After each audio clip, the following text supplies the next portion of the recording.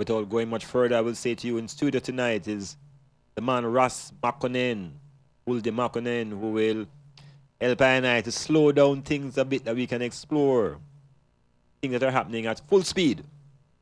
So, Metamorphosis.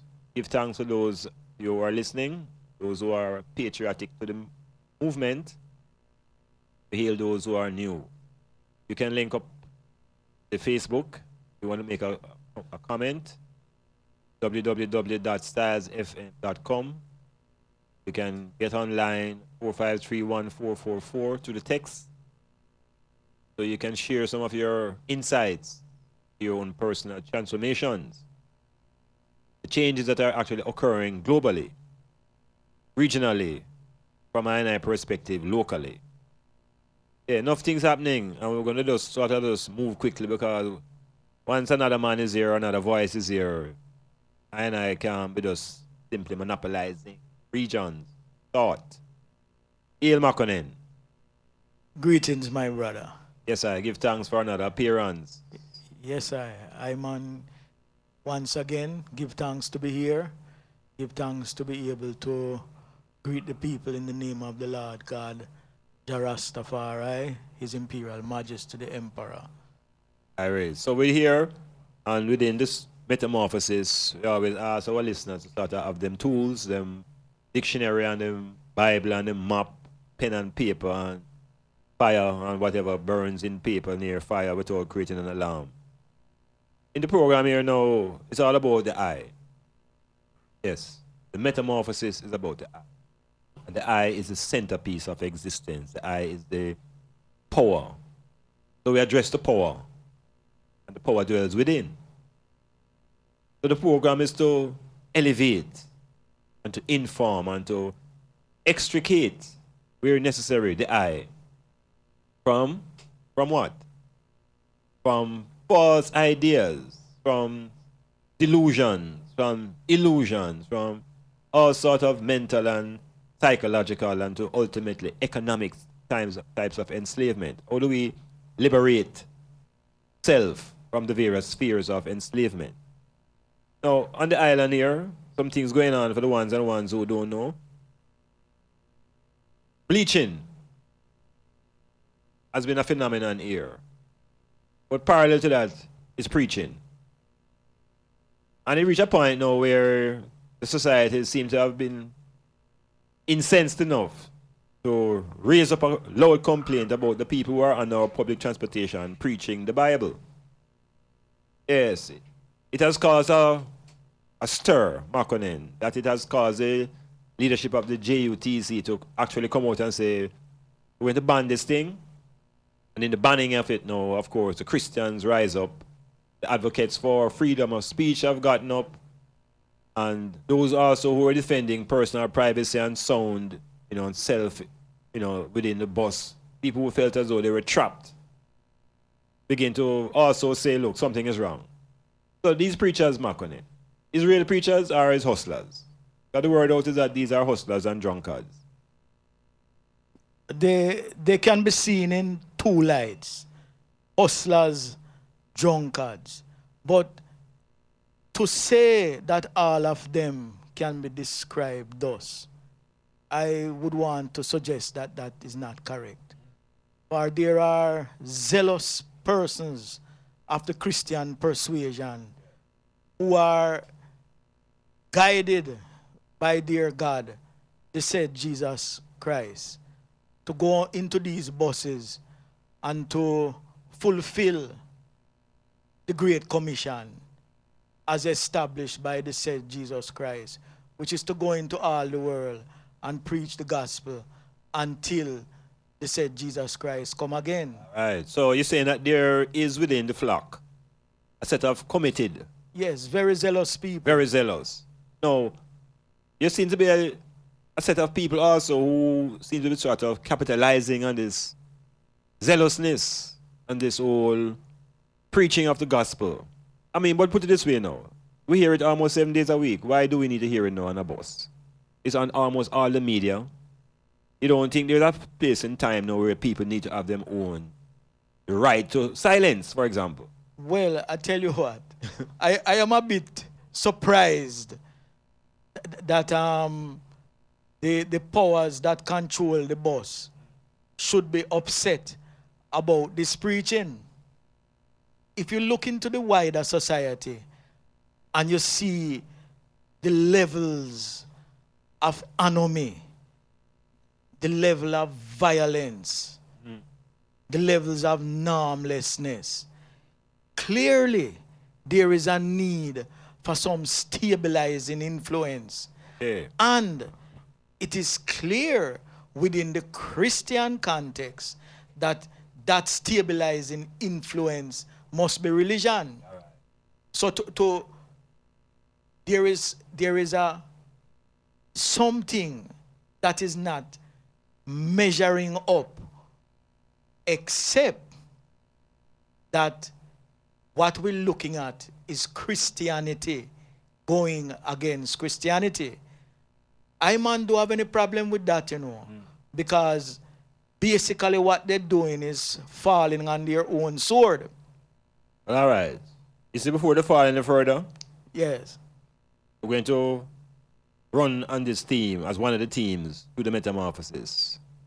The other thing we also want to speak to now is there seems to be a drive in the country to repeal what they call antiquated laws.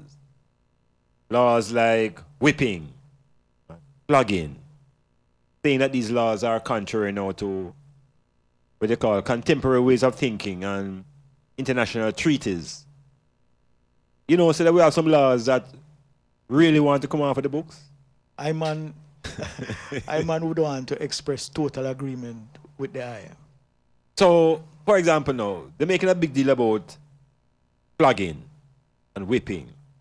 You hear anybody making any cry about taking off this ganja thing off of these books? Could be one of those antiquated laws that causing a serious problem, you know. Well, it is an antiquated law, and it is definitely causing very, very serious problems in many spheres within the Jamaican society. See there? Given that the Jamaican society actually contains a majority of people who use ganja. In different formats. In different formats. Across the board. You have the tea drinker. You have the person who use it in stews. You have the one who smoke it. You have the one who steam it. I tell you. You know, Food. And then you have the ones that use it in medicinal All preparations, including prescription medicinal preparations. So there is absolutely no doubt that that particular antiquated law needs to be visited.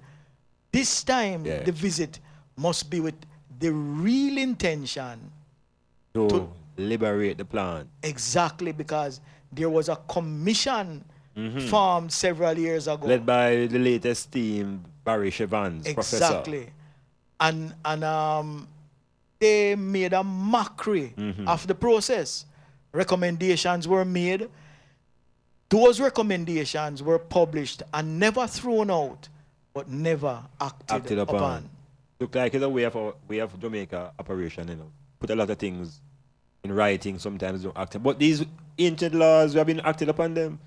These laws that have been in the book from the British, with somehow we intent on maintaining those type of laws. And some of these laws obviously are some of the most repressive laws because it's almost counterculture to the majority of the people who are here. So we're going to look on that one as we continue. Yes. But raise up a couple of teams that the persons, our listeners can know, say, look, these are some of the topics we're going to deal with. In our society here also now, Makonnen, we have to deal with economics. And the whole world is focusing on money. We have a government now that is in a sort of negotiation with the great imp. Great imp defines how countries run their affairs. We have borrowed ourselves into debt, and so we are tied into the imp. And we are looking for this agreement that obviously now will not be together by the end of the year. And part of the effect of that now is the dollar. I was a man who never really paid much attention to the dollar, you know. But you see, from the dollar past 90 mark on end and reach 91, it's like cricket, you know. You feel like the man soon reach a century. Yes. What do you think? That's a real thing reaching us here now. Well, Sliding dollar. the sliding dollar. Yes, and the decline in the economy. And you see, we are here pretending as though everything is okay. We don't really feel the effects yet of Sunday and the lack of revenue from the remittance yet, you know. And we're at 91. But they all them looking them insights economically, we were going, if it's going to reach 100 for one, we don't call it a dollar already, you know. Listen, there is no question in my mind that we're going for the big 100. We are going there because the process of the devaluation of the Jamaican dollar is contextually bound up with the devaluation of the Jamaican people. Say that again, because I don't think, my listeners, I want, make the link again, wait till me know about the devaluation of the money and the people. Yeah, what I am saying is that the process of the devaluation of the Jamaican dollar is contextually bound up in the devaluation of the Jamaican people. Tell me about the devaluation of the Jamaican people. Well, the dollar, which presently is almighty and is about to become even more almighty. Yeah. When it is rising, it is moving further and further away from the reality of the people. It becomes more difficult for the Jamaican people to possess it. Right. Then you have to relate to the same dollar in a scenario where the majority of goods and services that are valuable to the people are bounded into the American dollar. That it is the it is the American dollar that purchase these things. So the higher it goes, it is the less that the average man in Jamaica is going to be able to purchase it. Yes, sir. Then if you leave the average man alone and go to the businessman, what you're actually doing is squeezing him out of business, because he's not going to be able to touch it either. By that, I am explaining the devaluation of the people. The people are becoming less and less able to acquire the goods and services. What it means is that the people, therefore, are also being devalued. Hey, you know, say it's a wicked cycle. The cycle of devaluation. It also leads to a sort of restructuring of your anatomy now, you know, because you start eat less. It's not only eating less, you know. It's even the mind begins to collapse against the reality, because you will be no longer able to access at the same rate that you were accessing before. Remember now, you know, the average Jamaican isn't thinking along those lines. His access to the dollar is pretty much through the remittance services. It's not that him working for it, you know. Yeah. And based on that hurricane that devastated America,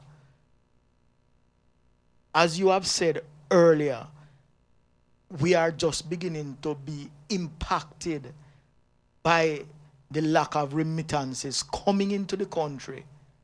So there is going to be a crisis. In fact, there is a crisis. Well, hear what we want to say about this crisis. Everybody in the world, all these economists and social scientists, they keep saying that we are in a recession. And we're getting into a recession is getting deeper. You know what I'm going to say now? Everybody is afraid to say the D word. But I will say it. I am saying this concept of a recession, we've done it a long time. The Jamaican economy is now proving that we are now in the depression. We are in the depression. And the economists won't say it because when you say the word nationally and regionally, people start jump out of buildings. They'll keep saying recession, recession, but you see you can only recede and keep receding to a point when you see when you recede so you can't recede no more, you're going to end up being depressed. Metamorphosis, StylzFM, Makonnen in the place. On it.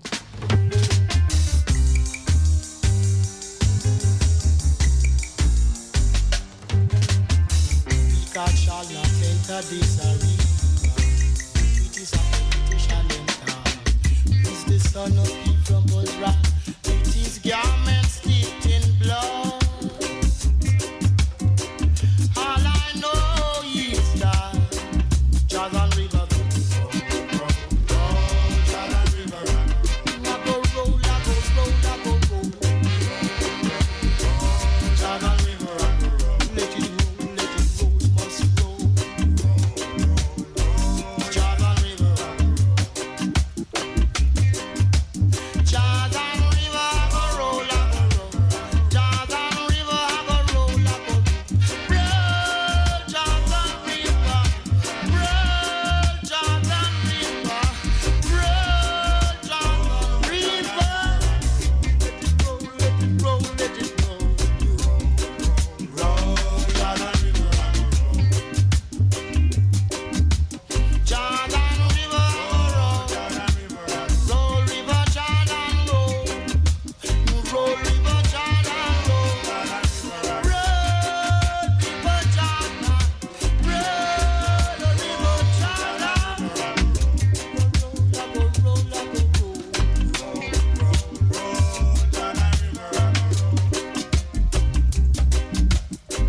My black brothers and sisters, waging up and high enough to come from both old and sinner, be side by side, sing up this song at River Jordan side. Jordan River gonna roll, Jordan River gonna roll, gonna roll. No wicked shall enter this arena. The fittest of the fittest shall enter. We can shall not enter. We can shall not enter. Enter this arena.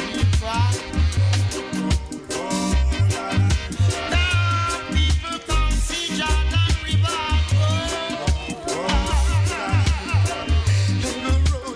Roll, must roll, will roll. Oh gosh, let it roll. Yeah, Metamorphosis, Dr. Iman Blak, and sitting in with I and I is Raswulde Makonnen, forceful in his reasoning, allowing I and I to slow down to explore what has been happening in such rapid succession. It's what you call like breaking news. As one break, the next one break. You can't remember what broke before. You know? Yeah, man. Sometimes we have to slow a bit and reflect on the breaking before the next one break pan way. And get a little bit of clarity. Because it can be confusing. It almost drown you. You know about swimming, you know, when you feel like you're going to drown. True. Yes, that's what they do with us with information. But on the metamorphosis now, we try to bring it to a pace that has clarity to it. And at the end, you have a feeling that, yeah, it happened last week, it happening this week, but I overwhelmed last week before next week come. You know, so we kind of allow the eye to think it out quietly. We're going to go into I-word, sound, and power now. And in I-word, sound, and power, we're dealing with identity. And of course, identity is crucial to the liberation because there's a thing going on now. Look at going on a long time. They call it identity theft. Yeah, the people who are in the greater world who are using all these cards and swipes and things and identity theft. No, as a youth, I never know some man could have really thief your identity. Identity sounds like something will just lock up in your body. But identity goes much wider than what is internal to your own structure. It has a lot to do with your cultural knowledge and your story, what they call his story. So the identity issue now. Makonnen, you know, say, you have some people here who still say them is not African because them born in Jamaica. We still have people who never born in certain places calling themselves people of those lands. Or when get to the point wherein that great majority would feel comfortable to say, yes, I was born on this island, but I am an African. You think we will ever get to that point? When I started this discussion, I word sound and power, and I mentioned identity theft. Is that happened to those people, you know? But they would not be able to articulate it. Yes, you mean somebody robbed them of an identity? Exactly. And them don't know? They are victims of identity theft. Don't be that serious, my virgin. And then now is a difficult concept to really explain to the one who has lost his identity. Yeah. That one was brought here on a ship. And then the European who brought him took him through a process of brainwashing that culminated in separating him from his identity. So now when you meet him and he says that I am not an African, then who is he? He's a Christian. That him tell you? Yes. He's a Christian. Yes. Now, the Christian is a member of a brotherhood. This brotherhood began in Europe. Is he saying that he's a member of the European brotherhood? No, it might be saying that Christianity came out of Africa. It might tell you, it might carry on a can, you know. Sure, he said, well, no, don't come out of Europe. He'll come out of Africa. Well, But him is a Christian. Oh, get around those people now who are holding on to this identity of being a Christian. I man have looked at that scenario, you know. I have looked at that situation. And I see where it is a vexing problem. It vexing. Yes, because these people genuinely, actually believe in Christianity. Yeah. And in its saving grace, that is that it can actually save them. Right.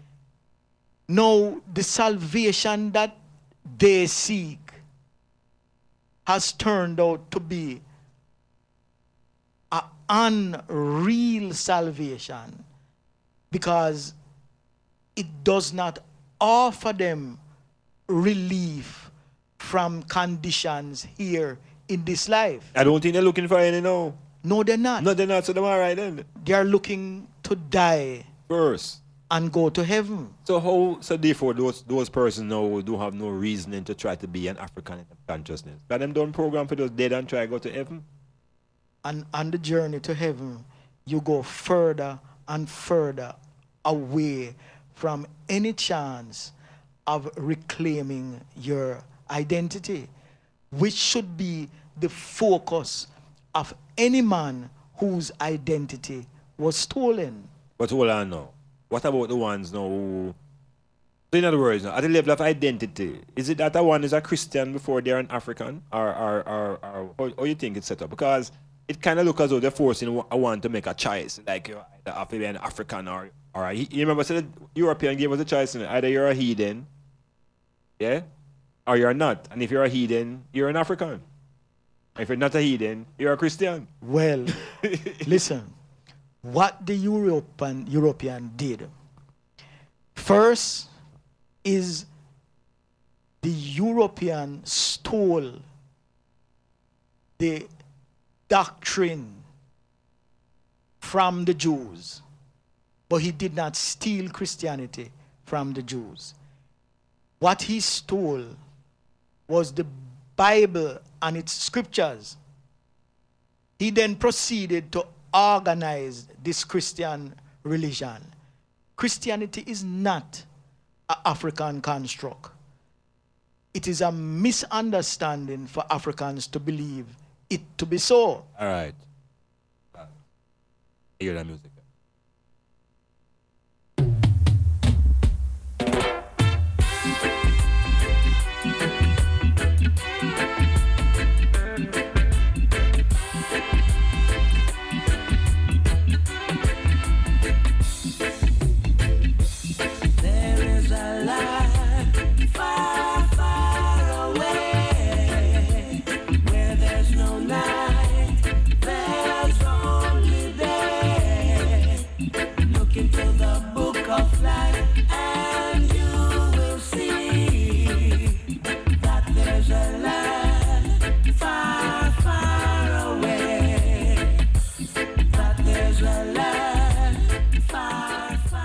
listening to the Abyssinians. And in the chanting, we're hearing about this land called Africa. Yes, far away with the kings of kings and Lord of lords. No, a lot of persons who are Christian in their deep depths of their heart, you think it's easy for them to embrace Africa as a homeland, or it becomes a problematic? It is a major problem. It's not just problematic. Because remember now, you know, to have become Christian means that you had to become first a blank slate. And reject your total pre-existence. You had to lose everything. Everything had to be taken from you. And it was not taken through a process of conversion or conversation. Right? It was a process of brutality, savage violence, battering, and beating. What I am talking about is a trail of carnage that has led to this man becoming a Christian.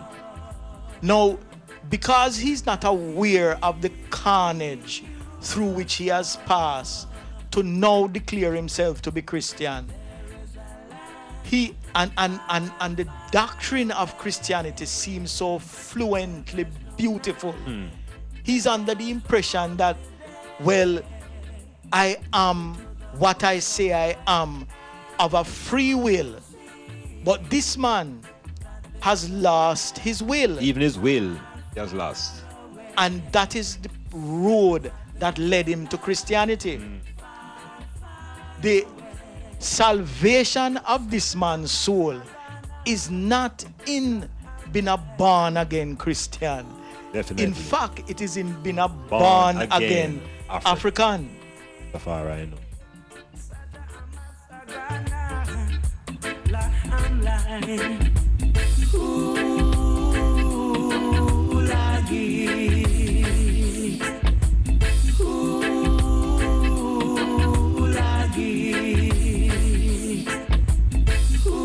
Born again African is what we need to be. Where's the marketing? Born again African. Born again African. Yes. We are rebirth of the African. Without any apologies, without any shame, with power and dignity. Yes, we are Africans. We are also ascendants. I don't think I like the term descendant anymore, you know. I don't feel as if I'm coming down from nothing. I think I'm rising. So I am an ascendant of the African people. Yes. Yes, we are ascendants. It is our right, our responsibility to create these concepts. Definitely.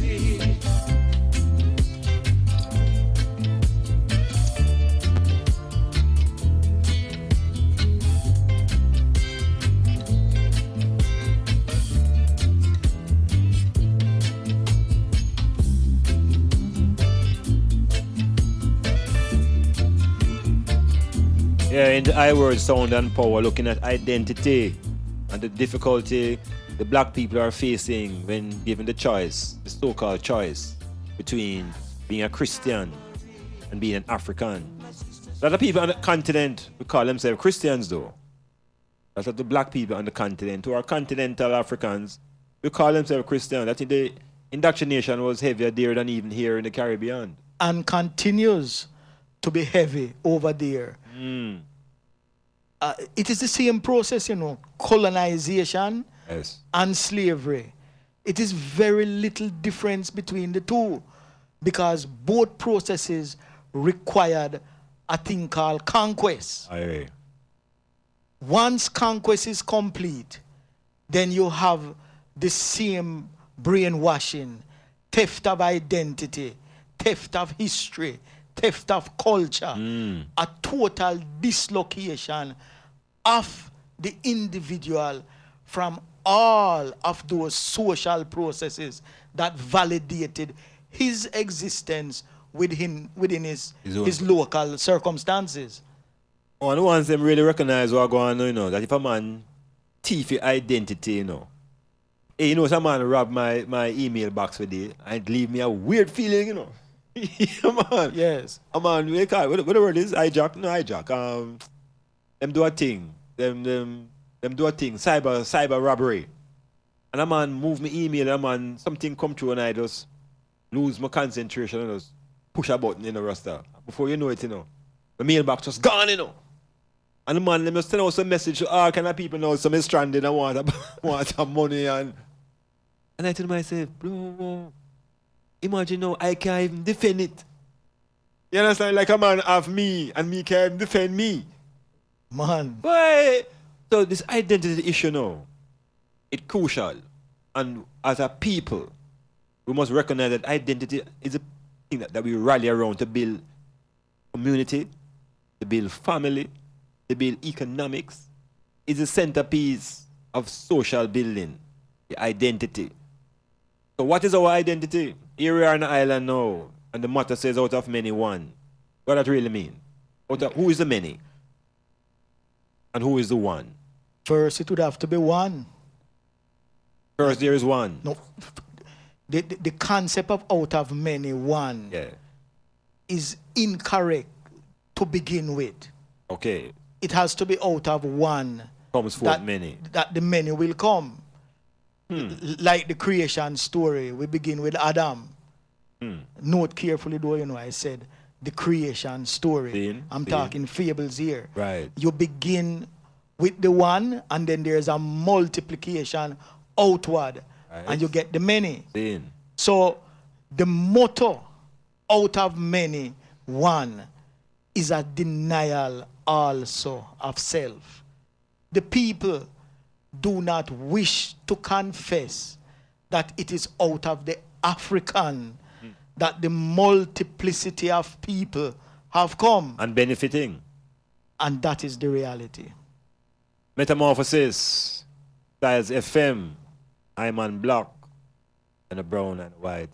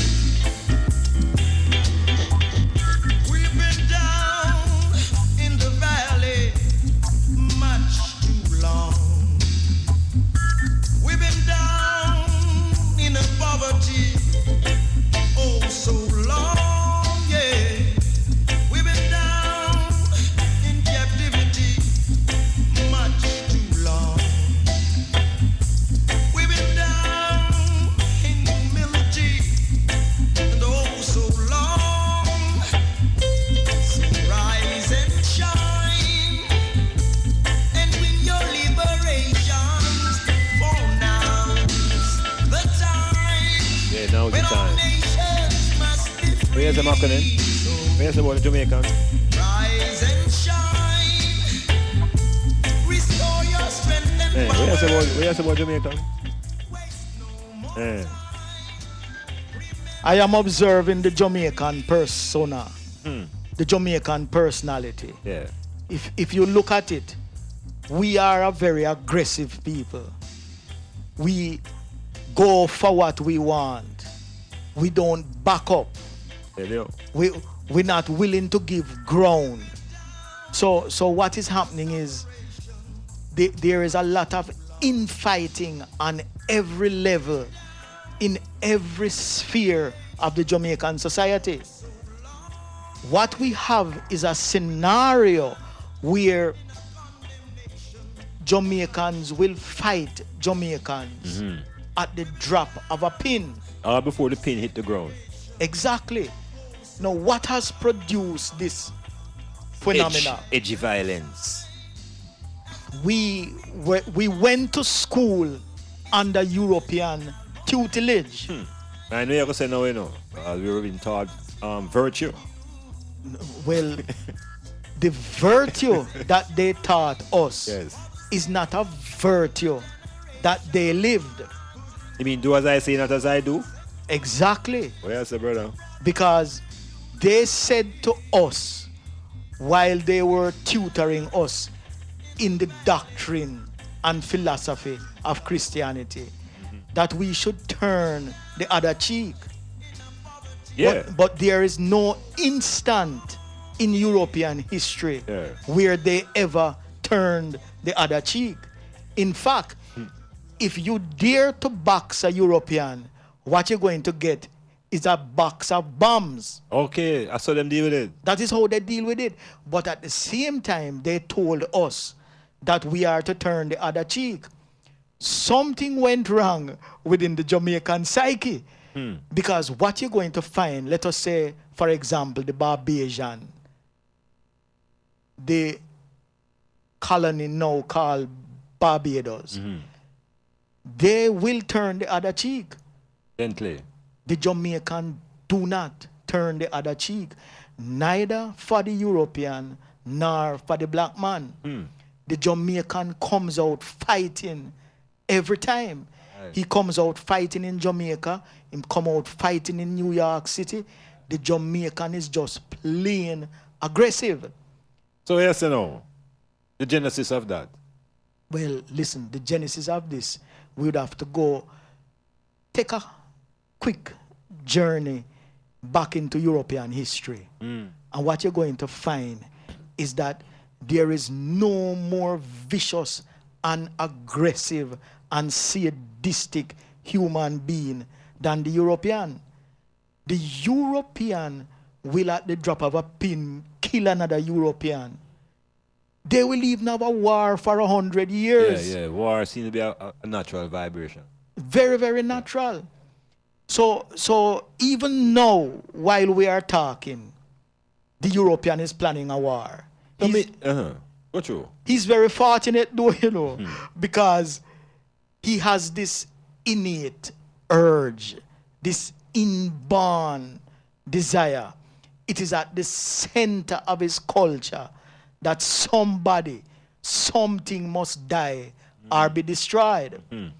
And so what has happened is he has been able to turn this aggression outward and away from the internal culture that he has. What he has been able to do, or what he has calculated and is in the process and has been in the process of doing for the past hundreds of years, is killing other races of people.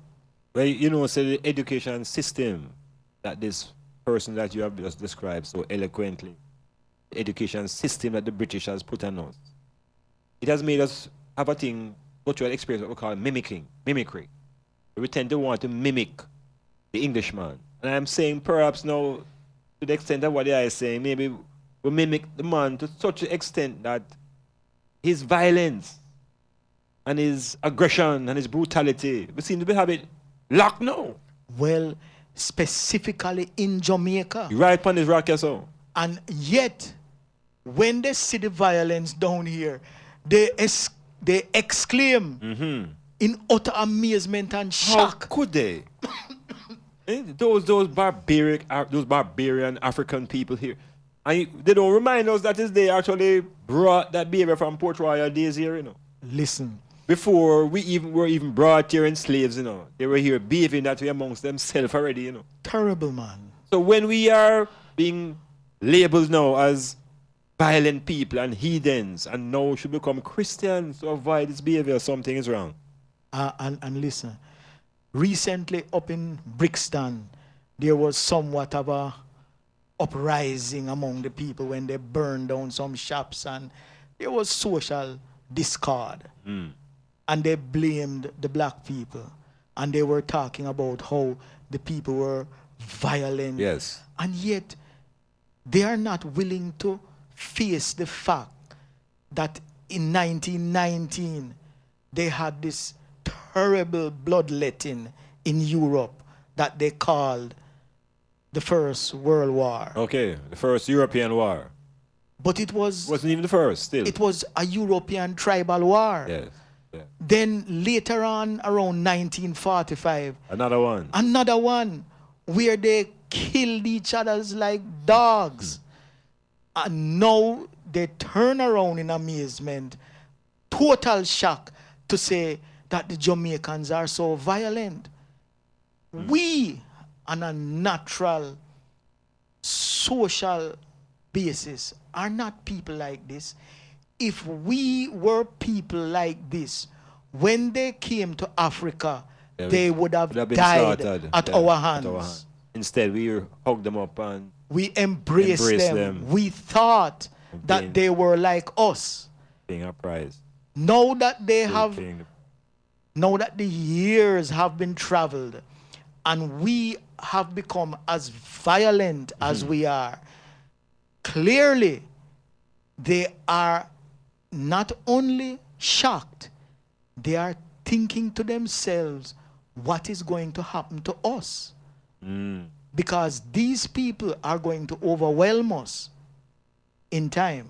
Well, you see, I word Sound and Power now is where we sort of explore philosophy and psychology from our own perspective, foundations of power and so on. But before we get to this segment here now, I just want to raise up this philosophical point. Because in our struggle for our identity, there's a need for philosophy. And the philosophy that we hold on to can be crucial. For those who know the words of Marcus Garvey that has been put into song by Bob Marley, it says, until the philosophy that holds one race superior to another is abandoned. Now that philosophy is a key word.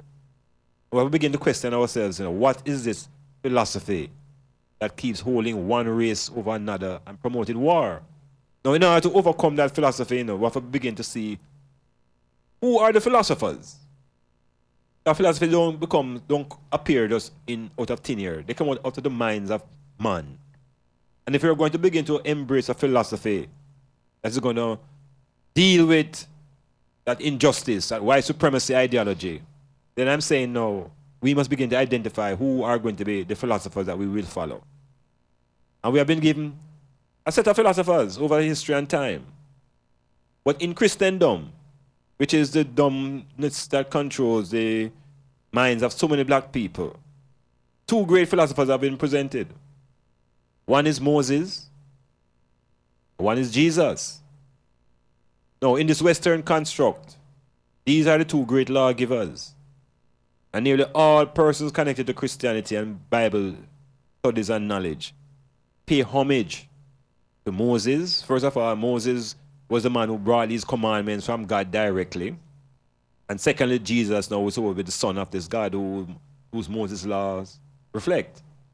Now, black people, let's say them now. For 2,500 years, we have been following the philosophy of these two men. And in following it, we have been, yeah, we are where we are now. And I said to them, Makonnen, we need new set of philosophers to guide us. And we have them already. And I was going to remind them of two of our great philosophers. If we were to take their teachings and their preachings and their ideologies and rally our identities around these two philosophers, the liberation process could be sped up. So, they gave us Moses and Jesus. And I am saying that we have Marcus and we have Haile Selassie. When you think about the philosophy of Garvey and the philosophy of His Majesty, juxtaposed and opposed against Jesus and Moses. One is practical. You think we need to make a switch, Marco? You think we need to hold on to the teachings of Marcus and Selassie and leave Jesus and Moses alone? The situation is urgent. It is beckoning us to run towards His Majesty and Marcus, the Messiah Garvey. It is, in fact, it is a requirement of the race to embrace these two philosophers. Serious times. They clearly, the 2000 seasons of Moses and Jesus has not rebounded to the benefit of the black man. At all. Because socially, economically, politically, no way. In these 2000 seasons, we have been at the butt of civilization. We have become the carriers of wood. Chattel. Exactly. Chattel. We have gone through slavery, colonization, debasement, and today it is still no better. So the revolution must be at the level of philosophy now. Clearly. And the revolution at the philosophical level means we identify the philosophers that we should lead us. And leave the ones alone that have been keeping us in this present condition. Because it's philosophy, Philosophy is the power. Definitely. So we're saying to Marcus, and we're saying to His Majesty, Marcus has told us about racial unity, economic empowerment. His Majesty talk about educational and technological development. These other two guys don't tell us nothing more than just be poor and serve the Lord God. No racial upliftment, no consciousness about economics. So you wonder why we're so poor for so long. What has happened, is the major philosophers that you have talked about that have charted the course of Christianity. They have some minor ones. Among the minor ones, who is major, is this chap called Paul. A real chap. Yes. Yeah. Now Paul is very, very dangerous, in the extreme, because he is the one who has imputed motive to the philosophy and teaching of Jesus Christ. He is the one who has moved away from what Jesus actually came and said. Yeah. And put in place other teachings that have led the people astray. He's one of those who sanctioned slavery. Because you must remember now, during the process of slavery, Christianity sanctioned it. Christianity supported it based on the writings of Paul and the doctrine contained in the Old Testament. So what is necessary for us to do is to get a clear understanding that there is really no value to African people connected to this Christian philosophy. We need, what you? Yes. We need, with immediate effect, to begin to look at, in a very, very urgent and serious manner, the writings and the words of His Majesty the Emperor Haile Selassie I and Marcus the Messiah Garvey. In tandem. Metamorphosis, providing prescription.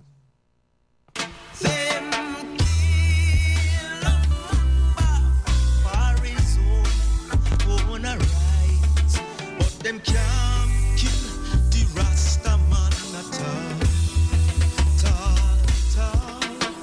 Them can't kill the Rasta man at all. That's the strangest man I've seen. That's because he's a Rasta man, having the mark of a Nazarene. That's because he's a Rasta man.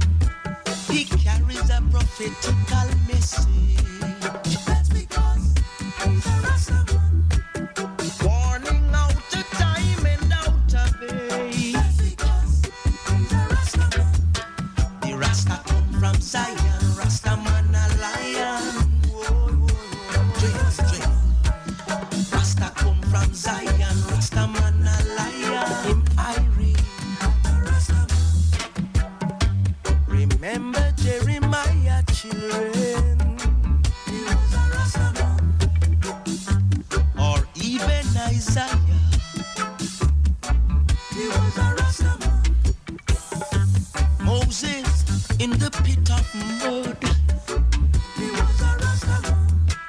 Trotting from Buzz Rock with his garment dipped in blood. He was a Rasta man. Oh, Dre, all I want. The Rasta man from Zion. What a strange, what a dream, what a righteous. The Rasta man from Zion. What a dream, hopeful one. The Rasta man from Zion. What a dream, black, dreadlock one. The Rasta man from Zion. Lightning. 7 years of famine for 7 years of plenty. It's like 2 grains of wheat for 1 bale of barley. A handful of corn shall be on the hillside. And with that you've got to be satisfied. It was Elijah who prayed that it did not rain. He was a Rasta man. He prayed and the rains came again. He was a Rasta man.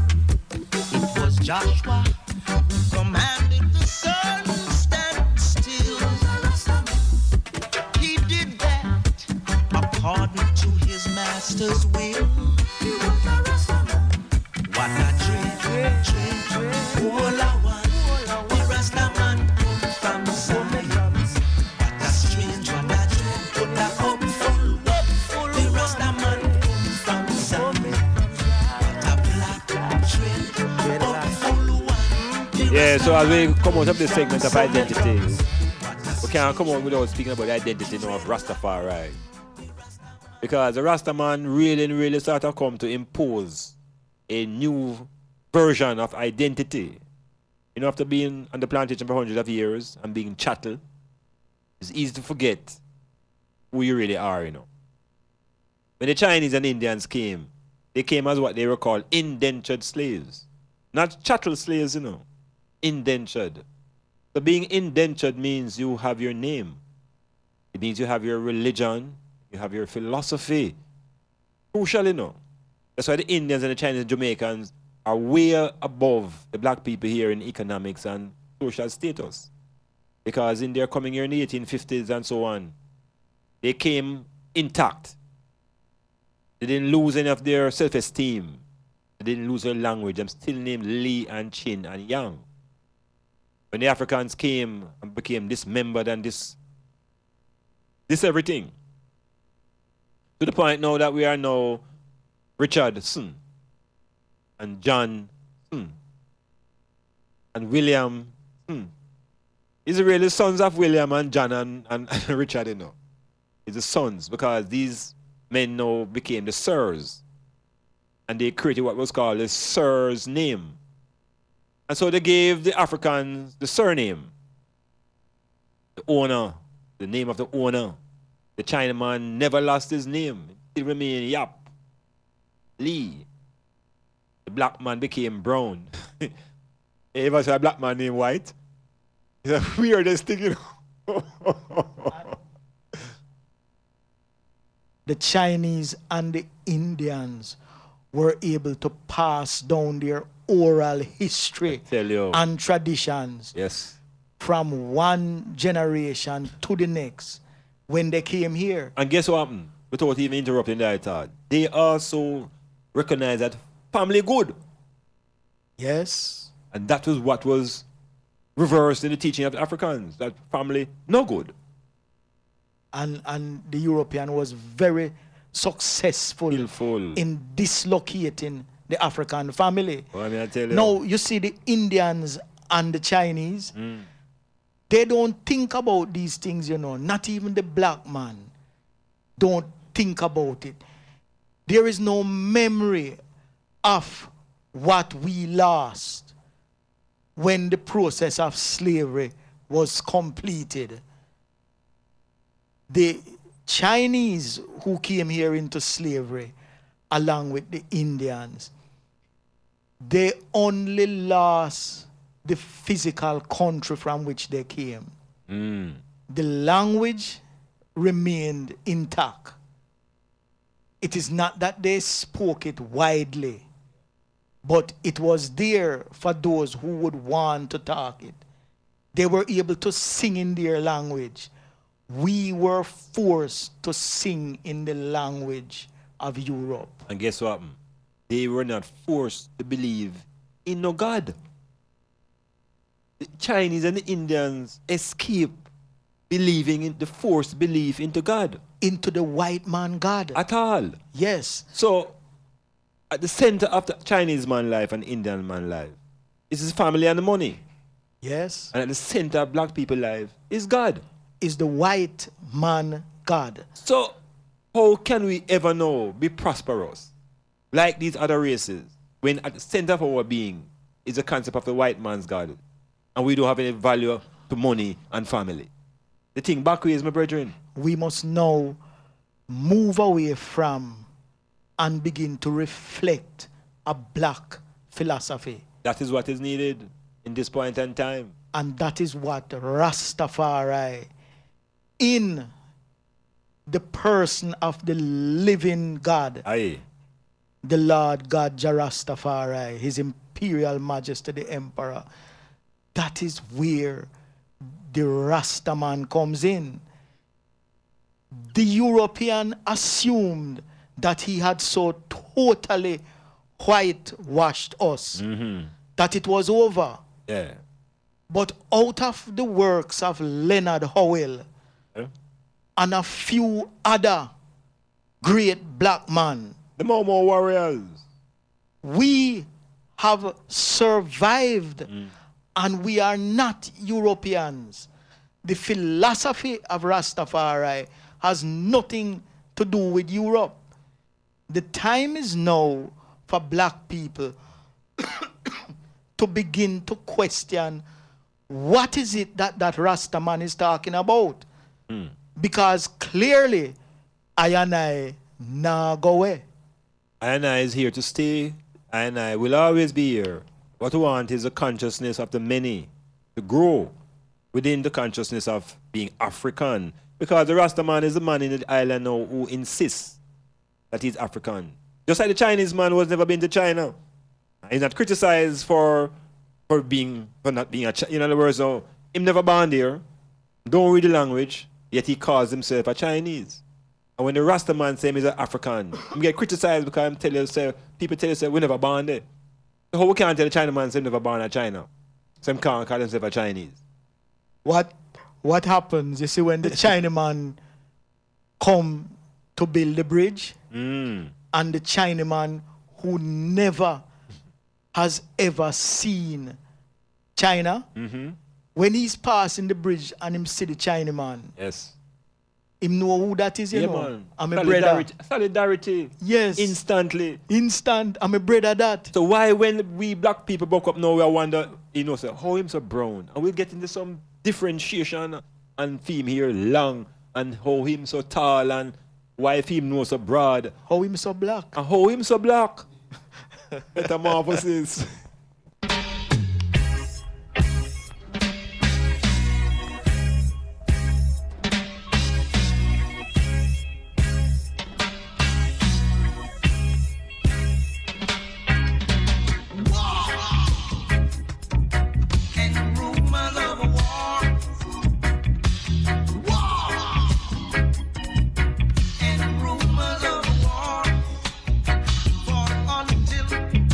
Philosophy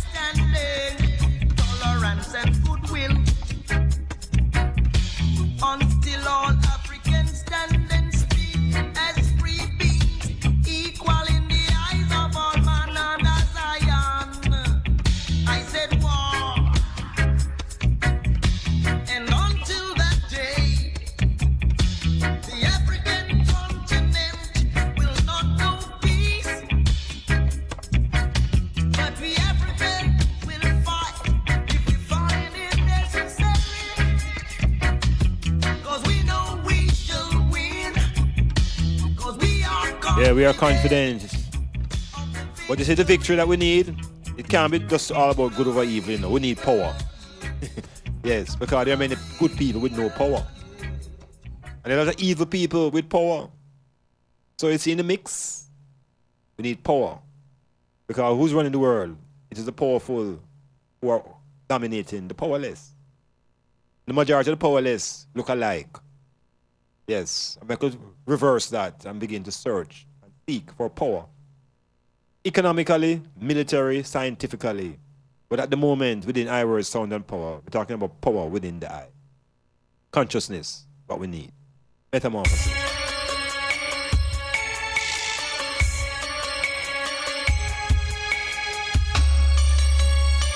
StylzFM.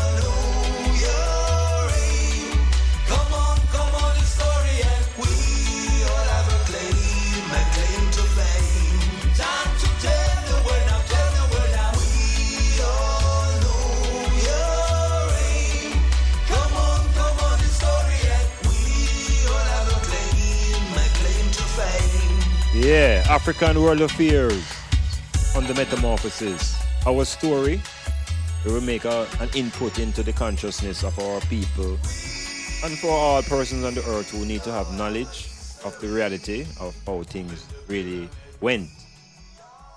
Dimensions of time, as far as Africans were concerned, were three. There was a past, there was a present, and there was the inevitable. And the notion of time in Africa, certain cultures, was that time moved backwards. Sounding strange, huh? But it moved backwards in terms of time moving from the present to the past. That's how time moves, from the present into the past. And so oftentimes, if you want to know what is going to happen, what is inevitable, you simply study the past. Because things tend to be cyclic. Yeah, so they say, people talk about the past gone, or not worry about the past. They are apt to make the same, what they call errors, or have the same type of experiences that are negative. So we keep reminding ourselves of where we are from, and the rallying point is ancient Egypt. The rallying point around the pyramids. And you know, say, Makonnen, right now, there is an event that's going to take place in Egypt on December 3rd, 2012. And I'm going to show you how I and I, the African, how we are magical people. Now, the pyramids, we have some pyramids in a place called Giza. And on December 3rd, an event will take place above the pyramids, up into the heavens, into the sky. It happens once every 2,737 years. For the people who are in the cyberspace and cyber world, yeah, just look at Facebook and check out that whole alignment of the cosmos. Now, you know what's happening, my brethren? On that day, 3 planets line up over the pyramids in Egypt. You know. Mercury, Venus, Saturn, they all become aligned over the pyramids of Egypt. Now, I say that to say that, look here. You see Africa, you see astronomy, you see the science of the cosmos. It's something that was mastered by I and I African people. So this event now, and check it out now, Virgin. Them say it happening once every 2,737 years. Now, if you use a little common sense, and realize 2,700 years, them say it happened once. That means it happened several times. And if you look at it happening 10 times, is it 10 times 2,000? You're gone 20,000 years already, This is an event that shows that I is not ordinary people, But perhaps we don't even come from this planet originally. So, ancient Egypt and the pyramids on December 3rd, overhead, 3 planets line up. So the whole idea now is that the pyramids were not just tombs for kings. And how could we as intelligent people want to accept that a civilization would use the highest level of technology to lift rocks that are 20,000 tons heavy up into the sky to create a perfect triangle just to put the body of a king in it? It's kind of simplistic. So Marconen, so Egypt connect up the Sirius and the stars and the whole science of astronomy. They don't teach us that in school anymore, The fact is, they wouldn't.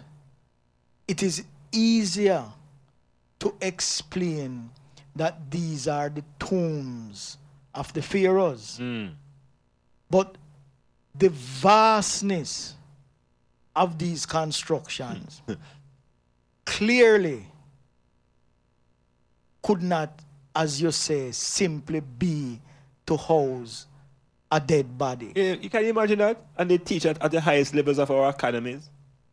The technology that moved those 20-ton stones, the technology that placed them so mathematically accurate against each other, to the extent that they have survived the ravages of history and time, should tell any man who wants to know that the science, the technology, and the astronomical knowledge of the Africans at that time was far and remains far superior to any race that has traversed this earth. And you know that black people, because of the enforced teachings of Christianity, it's that a disconnect us from the heavens. It's a story about the Tower of Babel. Yes. Remember that story? I remember it. No, you see the full implication of that fable is that we must not look to the heavens anymore, because the story telling us about a set of people who were building observatories. Buildings that took them high off the ground to allow them to observe the solar system. The same way they're doing it now, We have to have these observatories at high levels away from light that you can penetrate the cosmos. And apparently the people were advancing in their scientific technology, according to the mythology and the fable. Yes. And Lord God from above get vexed. And talk about him, all the people trying to get into his place. So, right away, we have been condemned. And the Lord God come and just get vexed and just mash up everything as usual and confuse all the language. And from that now, we have given the subtle suggestion that, look, don't worry about anything in the sky. Up there. Don't worry about nothing up there. Just know the Lord God up there. But don't worry about how these things are connected, or even other life forms live there.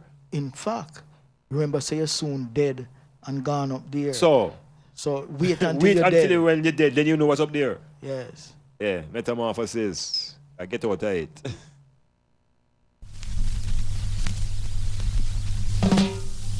My brothers and my sisters, now this is a message of love. Oh, yeah. And if only everyone could learn to live in love and unity, then things would be better. Not only things would be better, but the world would be better. All right.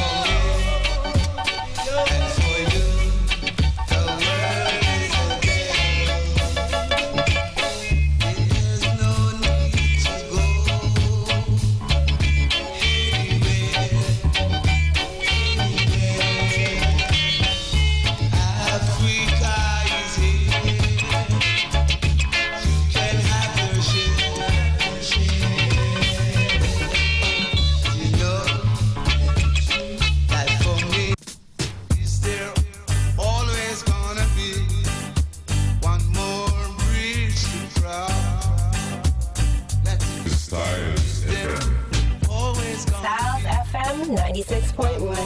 Reach the cross. Black people, do we really have to fight?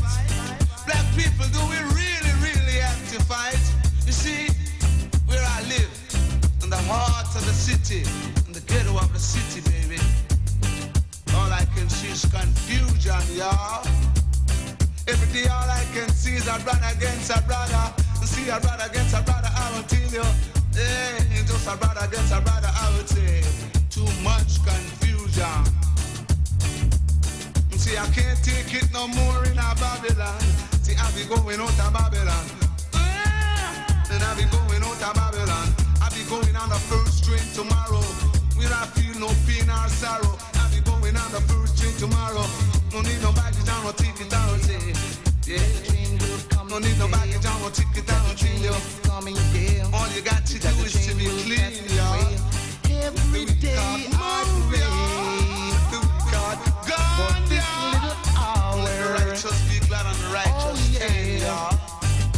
Just to let them feel how great is Judge's power. Ooh, yeah. Yeah. Instead of a brother against a brother, let the brother try to live with one another. Yeah. Cause every brother is a brother. Brothers, all you got to do is understand each other. Got no need for no fuss or fight. And we be going on a first straight tomorrow. Got no need for no sorrow. Need no baggage and no ticket, I would say. No need no baggage and no ticket, I will tell you. I be going on the first thing tomorrow. Yeah. Can't take it no more in a Babylon, as I would say. No more in a Babylon. In a Babylon.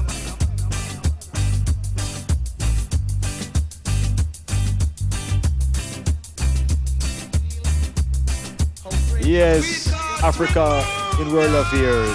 Sounds of big youth.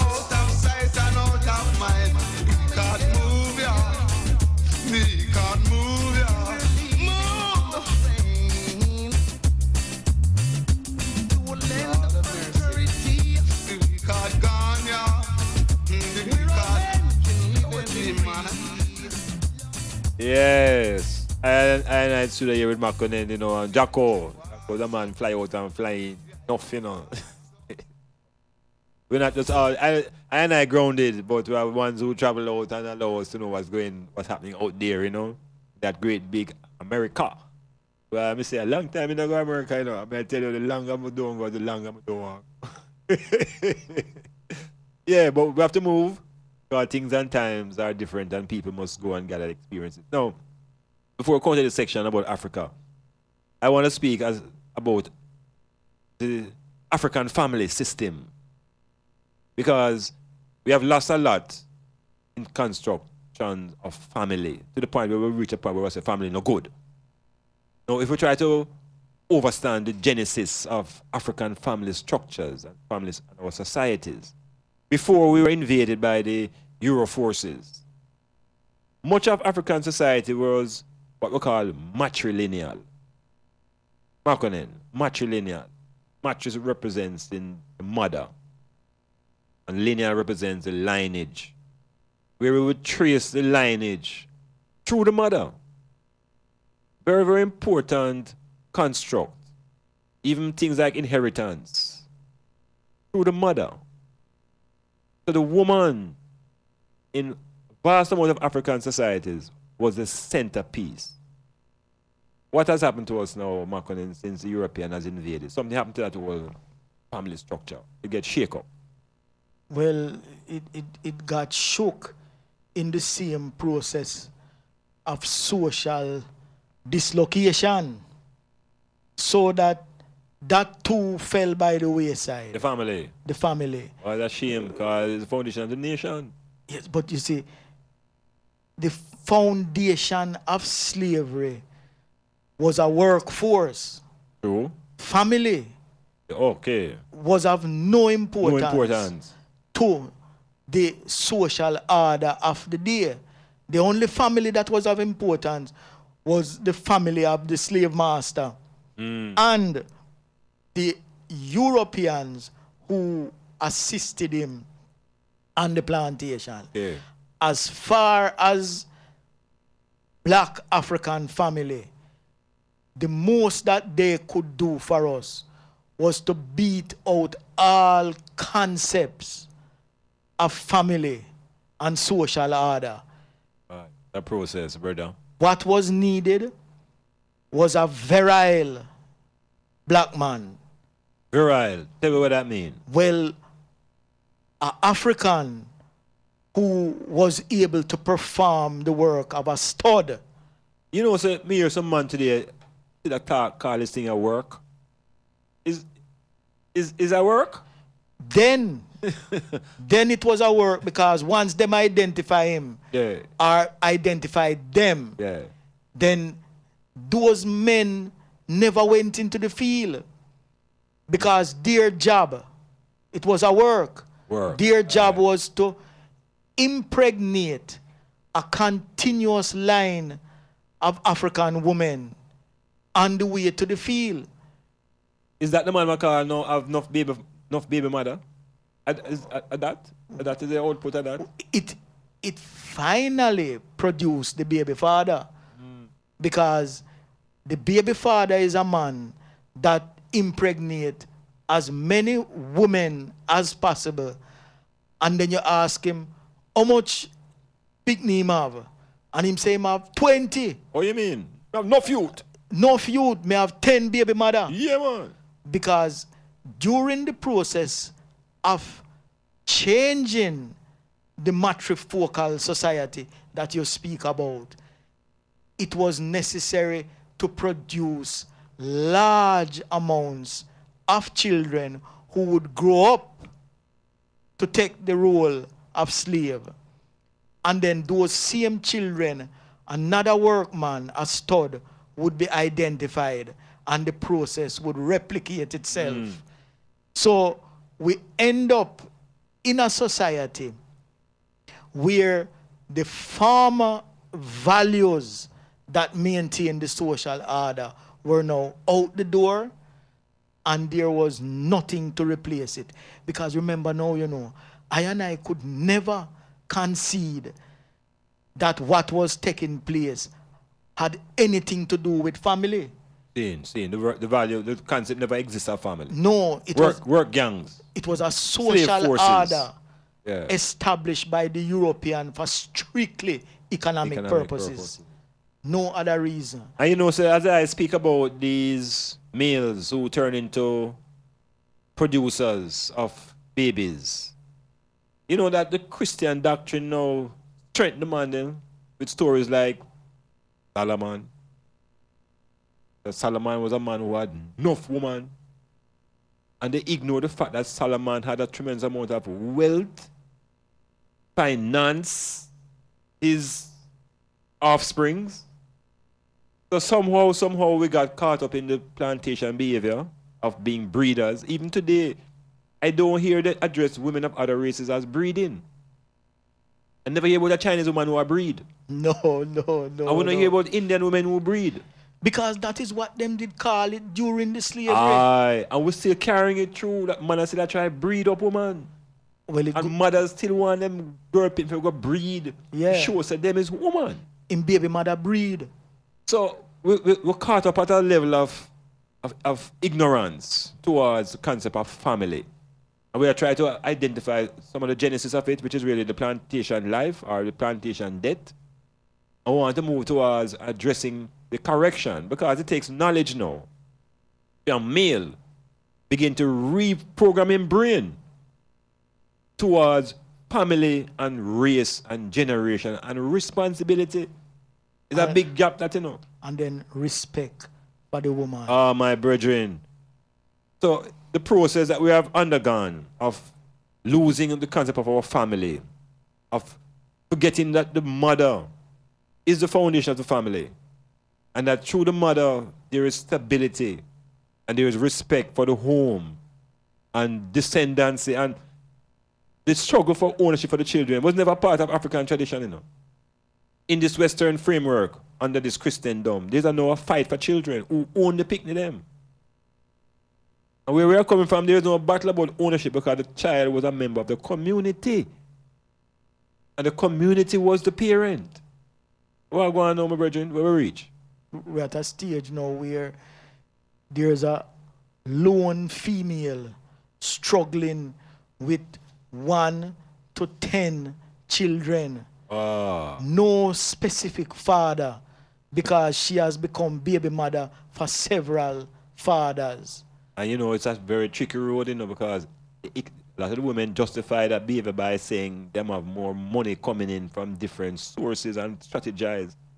But you know, you see, the thing is that strategy is an illusion. True. Because while the mother is thinking that more money is going to come in, the said baby father out there watching the scene and saying him nah give no money because him nah go support nobody else picnic. So him a watch to see if the another baby father I go support him picnic. So if it look like say 2 baby father I give her money, then him nah give her no money. Off. Yes. And you know who suffer in the long run? Every time? The little picnic them. Metamorphosis. Looking at the issues that face us as a people and searching for solutions, reasoning.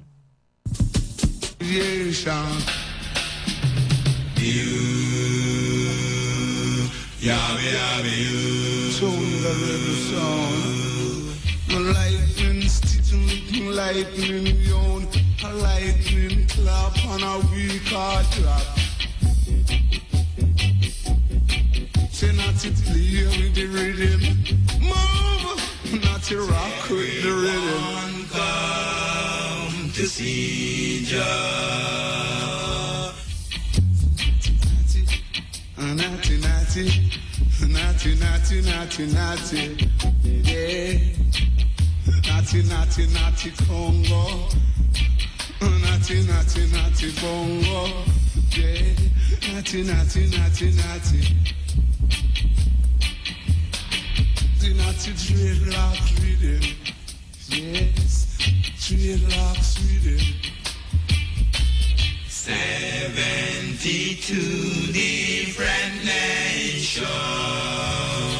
But watch a man, all nation this time here. Yeah. The righteous be glad.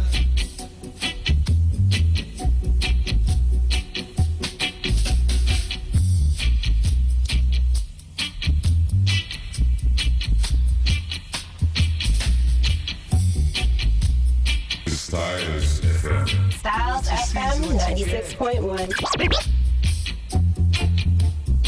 So you see it's how it is, y'all.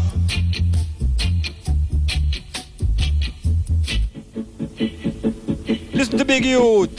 Hear this. So the big cat say, Whoa! the move for love. Metamorphosis.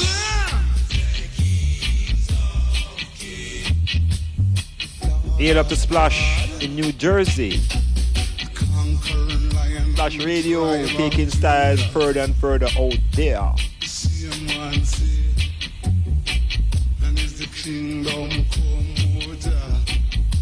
Yes, Iman Blak in studio with Wulde Makonnen and the Human Dynamo, Jaco. Yeah, we're kind of coming out of another segment. And we're just touching on the notions because, you know, in the Metamorphosis, we meet once per 7 days. So you have 6 days to work it out. Yes, we give you the projections. And you use the thought processes and your access to information and search. Yes, and we must come to our own conclusions with proper information. So before we go to this segment here now, we're looking at the African world affairs, the importance of Africa and African ways of thinking, African family systems.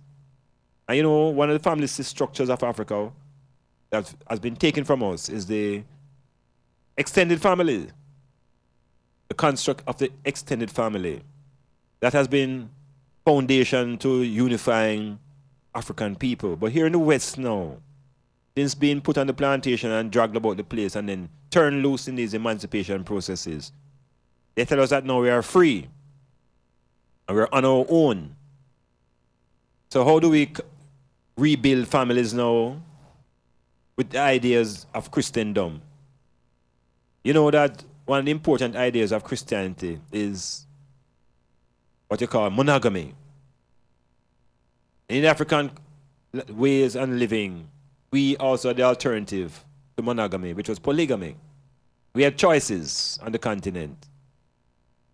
And these guys bring us into this hemisphere now and tell us now that we have no choice. All African people must now become monogamous. Not only must we become monogamous, we must also have what we call nuclear families. So we're moving from the extended matrilineal society now to this nuclear monogamistic type of place. Makonnen, imagine now. Imagine. They might try to tell we now say family structure must be male and female, children, cat and a dog. And that is your family. Mother, father, children, a cat and a dog. That's what we're there. Yes, but, you know, based on what we have gone through, that equation is lopsided where we are concerned. It is not meeting the need of, for example, the mother out there who is mother for children for 4 different fathers. This woman is now in a position where no single man out there is going to want this woman. But there are 4 or 5 or 6 children who is the responsibility of the collective male of Africa. We have a responsibility to those children and to this woman. How will we bring her into the fold when we cannot leave her out? Clearly, the nuclear family is not the end-all solution. It can be a solution for a specific individual who chooses that way. But we must be left with options that are akin to the choices that we had when we were a continental people. It's a very difficult subject, I know.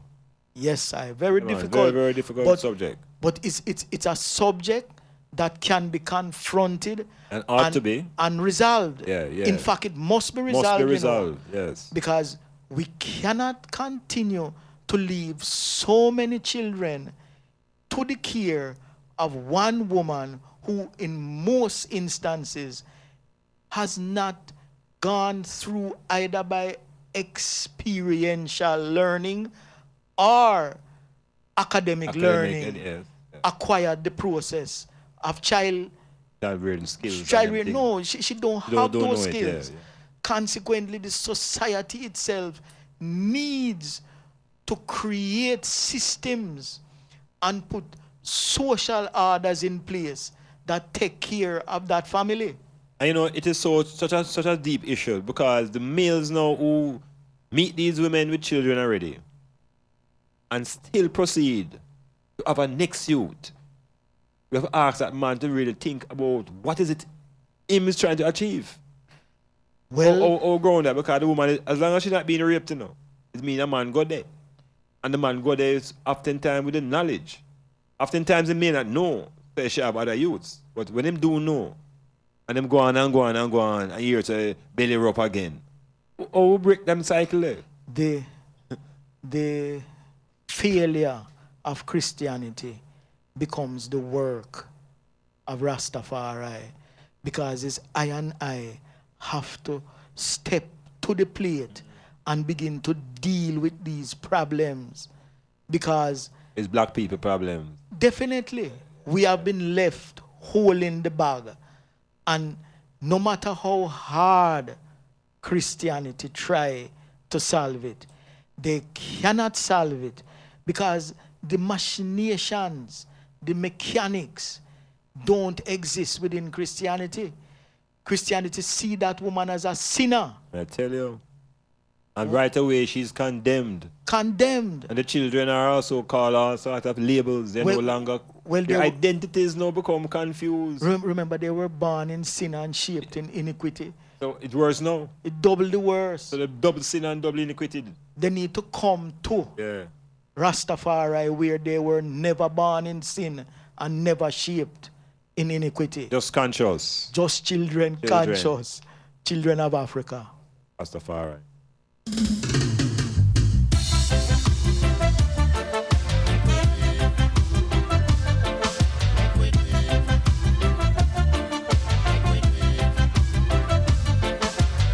And if you're ready, make we do it.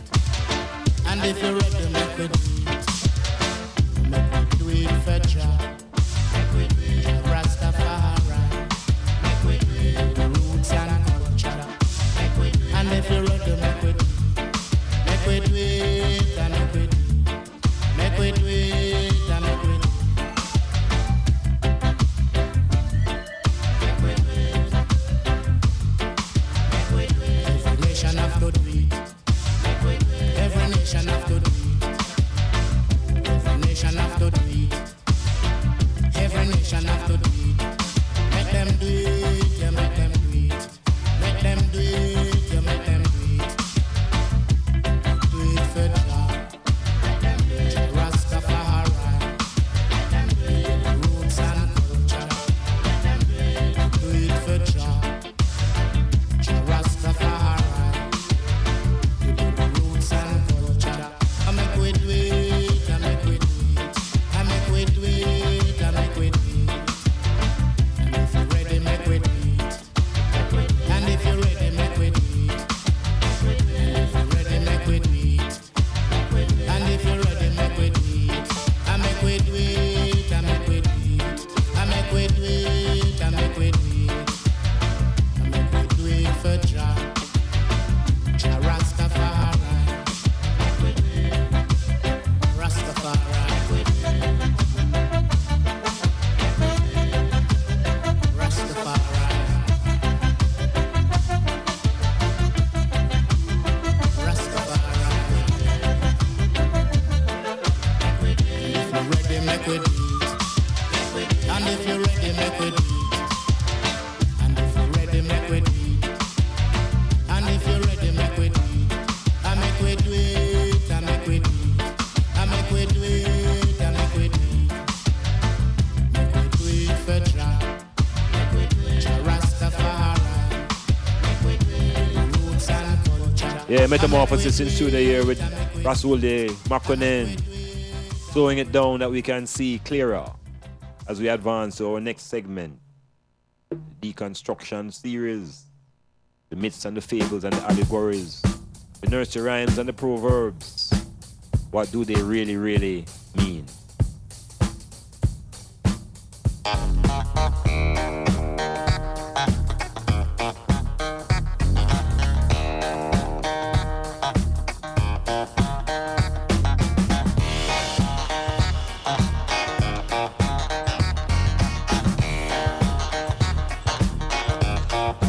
Very superstitious writings on the wall. Very superstitious letters about to fall. 13-month-old baby broke the looking glass. 7 years of bad luck.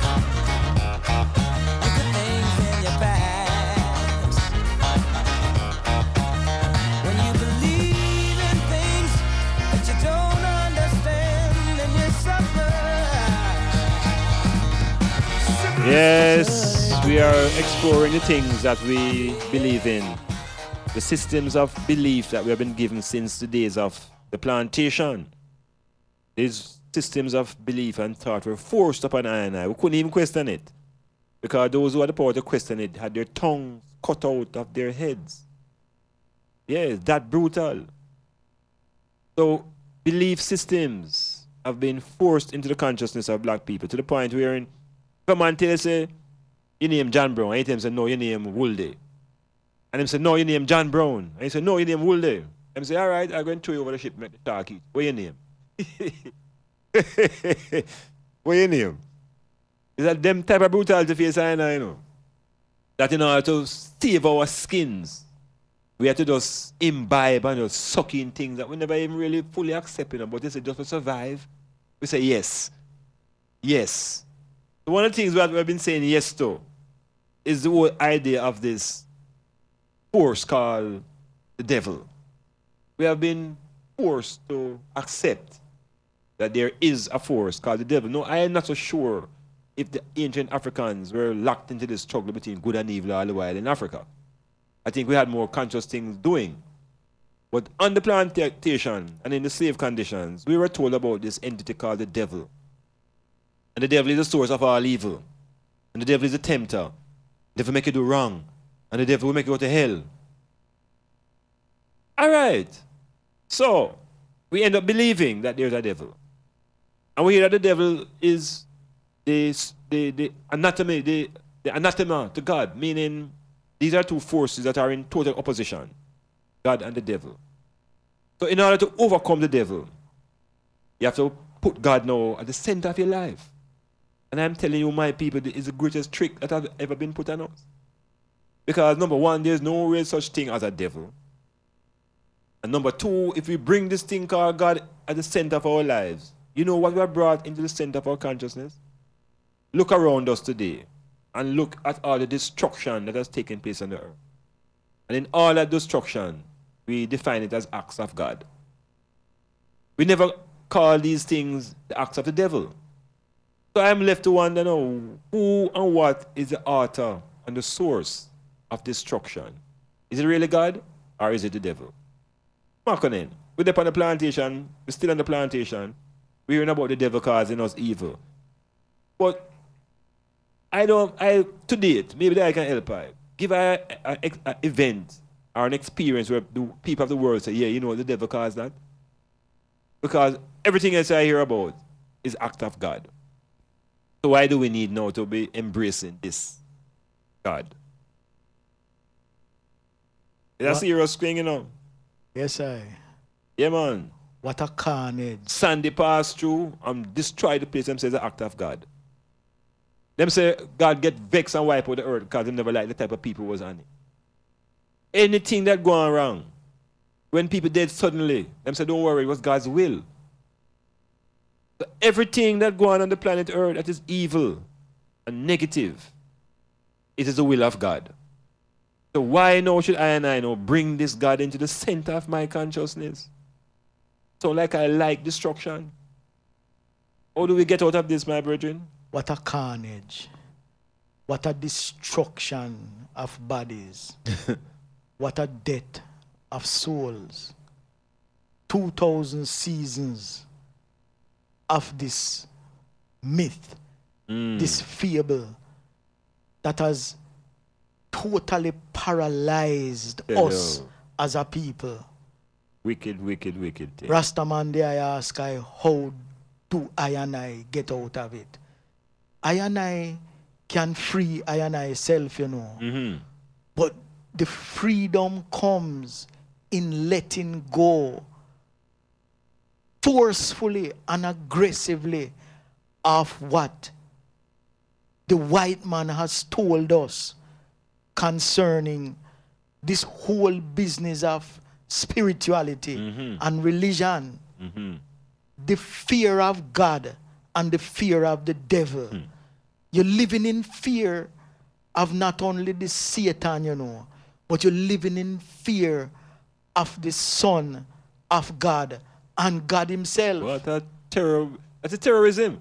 Hold on. So terrorism go a long time, brethren. A long time, man. Them have we away where you cannot even free yourself. You become a victim. I and I, who have been able to free I and I self. For Iman don't live in fear of the devil, you know. No. I cannot get past that. To be honest, I don't even think about the devil. At all. From time to time, I really have to confess. And why I have to confess is because I am confronted by the image of the white man God. All right. I see him all the time. Yeah. You know, so I know say him dead there, but him not dead there serve no purpose for us. The purpose that him serve is a purpose to keep us screwed down on the rock. What I and I have to do is to muscle up and with one mighty heave separate ourselves from the belief in that fable of the white man God. Well, I tell you, but it is so difficult because the education system doesn't assist in that liberation. It reinforces these ideas now of this devil and this versus God, and we the people must choose, and none of them can defeat each other. You know, and if, the matter of fact, them say if you defeat the devil, you cannot lock him up for a certain amount of time, and then you have to let him out again. So it's like a game. Well, it is a game. It's a game, but we are the victims. We never even set the rules. We just end up on the ball ground. We don't know who the referee is. We don't know the laws of the game, and we are playing. And you ever notice how the said devil, what them a talk about, them have him conceptualized to look like I and I. Always. You know. So the imagery, you know, when I was a youth, you know, them say when rain a fall and the sun a shine, them say Satan and him wife a fight. Yes. All right. I will say it again, you know, in case them never know this, you know. In a Jamaica, as a youth, I don't know if it change up now. Them say when the rain a fall and the sun a shine, Satan and him wife fighting over fish head. Yes, them really say so. All right. So as I look at you now, I had a question that I couldn't ask, but because it sounds impertinent. But just as I man go a little bigger now and so I get braver. You know? Yes. You know what the question was? Who is Satan wife? Yeah. Yeah. So I said to myself, no, who is Satan wife? I couldn't even conceptualize of Satan having a wife. So right away, you know, the whole gender thing rise up now, you know. It positions Satan as a male. Yes. And therefore, Satan's wife, which is suggests a female. You know, in my cynic mind, I just say God as Satan's wife. Look at that. Metamorphosis. Because them always a fight. Always fighting. Serious thing. Read between the lines. Open up your third eye. Read between the lines. Open up your eyes.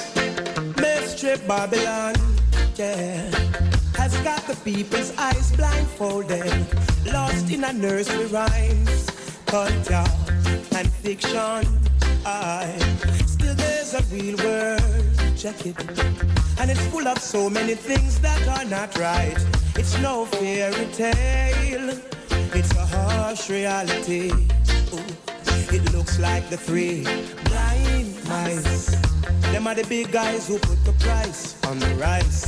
When the dish ran away with the spoon, many were left hungry, desperate for food. You've got to check those parables. You've got to suss it. Cause Babylon too tricky and them moving will slippery. Check those parables. You've got to suss it. Read between the lines and wise. Now Jack and Jill went up the hill. Rob poor people against them will. Them think them wise and think them skill.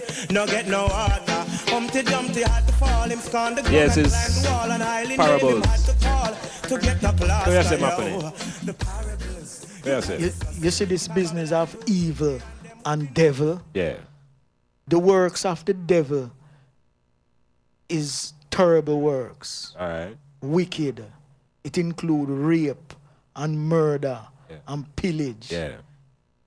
And, you know, if you look at it carefully, I'm going to ask the I know, down through the course of history, from the time that the European took I and I from the gardens of Ethiopia and bring I and I come here, so is who I and I see performing the works of pillage, carnage, murder, rape, sodomy. The Euro man.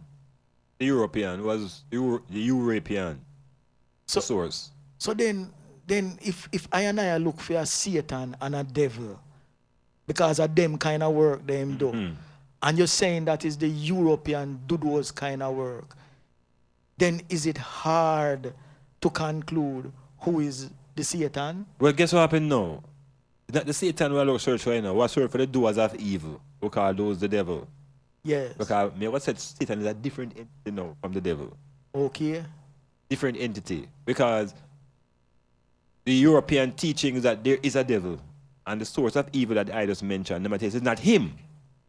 It's not him capture away, the European, It's a devil. Work through him. So him keep himself out of the responsibility of the evil that reach us. He said, no, even him do it. He said the devil caused him to do it. Oh, okay. So what we need to do now is, what is this thing what him pointed to call the devil? Wait there. And how it always look like we. but I him create. It's him created. A theme creation. So it's him. Well, that is what I conclude in. I cannot over that too, but in the knowledge base that him put across, the idea that the devil is something that is non-physical first. It don't have no physical source. It's kind of eerie, like a spirit thing. Yes. Some kind of electricity, like when you watch a cartoon there. And we're saying evil come out of the beings and the mind of people, not any invisible, non-spiritual entity called the devil. It's people manifesting evil. And I say, if you look around the world history, who and which people have committed the most barbaric atrocities against other human beings? Who dropped the bomb on Nagasaki and Hiroshima? Who destroy whole countries? So when we talk about the devil now, black people, we need to come out of this abstract talk and stop abstracting evil and make evil exist in some force that's not up in the sky, under the ground. It's not under the ground evil come from. Evil come out of the meditation of men. Not any invisible force called a devil that was made up and dwells under the ground with fork and ears sticking up in the sky and all this type of foolishness. Because them kind of thing, they never perform atrocities against us. At all. Is another human being. Keep doing the same thing. Yeah. So I want somebody to tell me or text me, name me one great act that the devil has committed against people of the world. Name just one act. And I can name several acts of destruction that God has caused. Serious. Listeners, when you're out there, when you're out there, I'm going to say to them, name one act of terrorism that was not an act of God. And who is the biggest terrorist from the day we were captured? He said, white man God. Metamorphosis. StylzFM.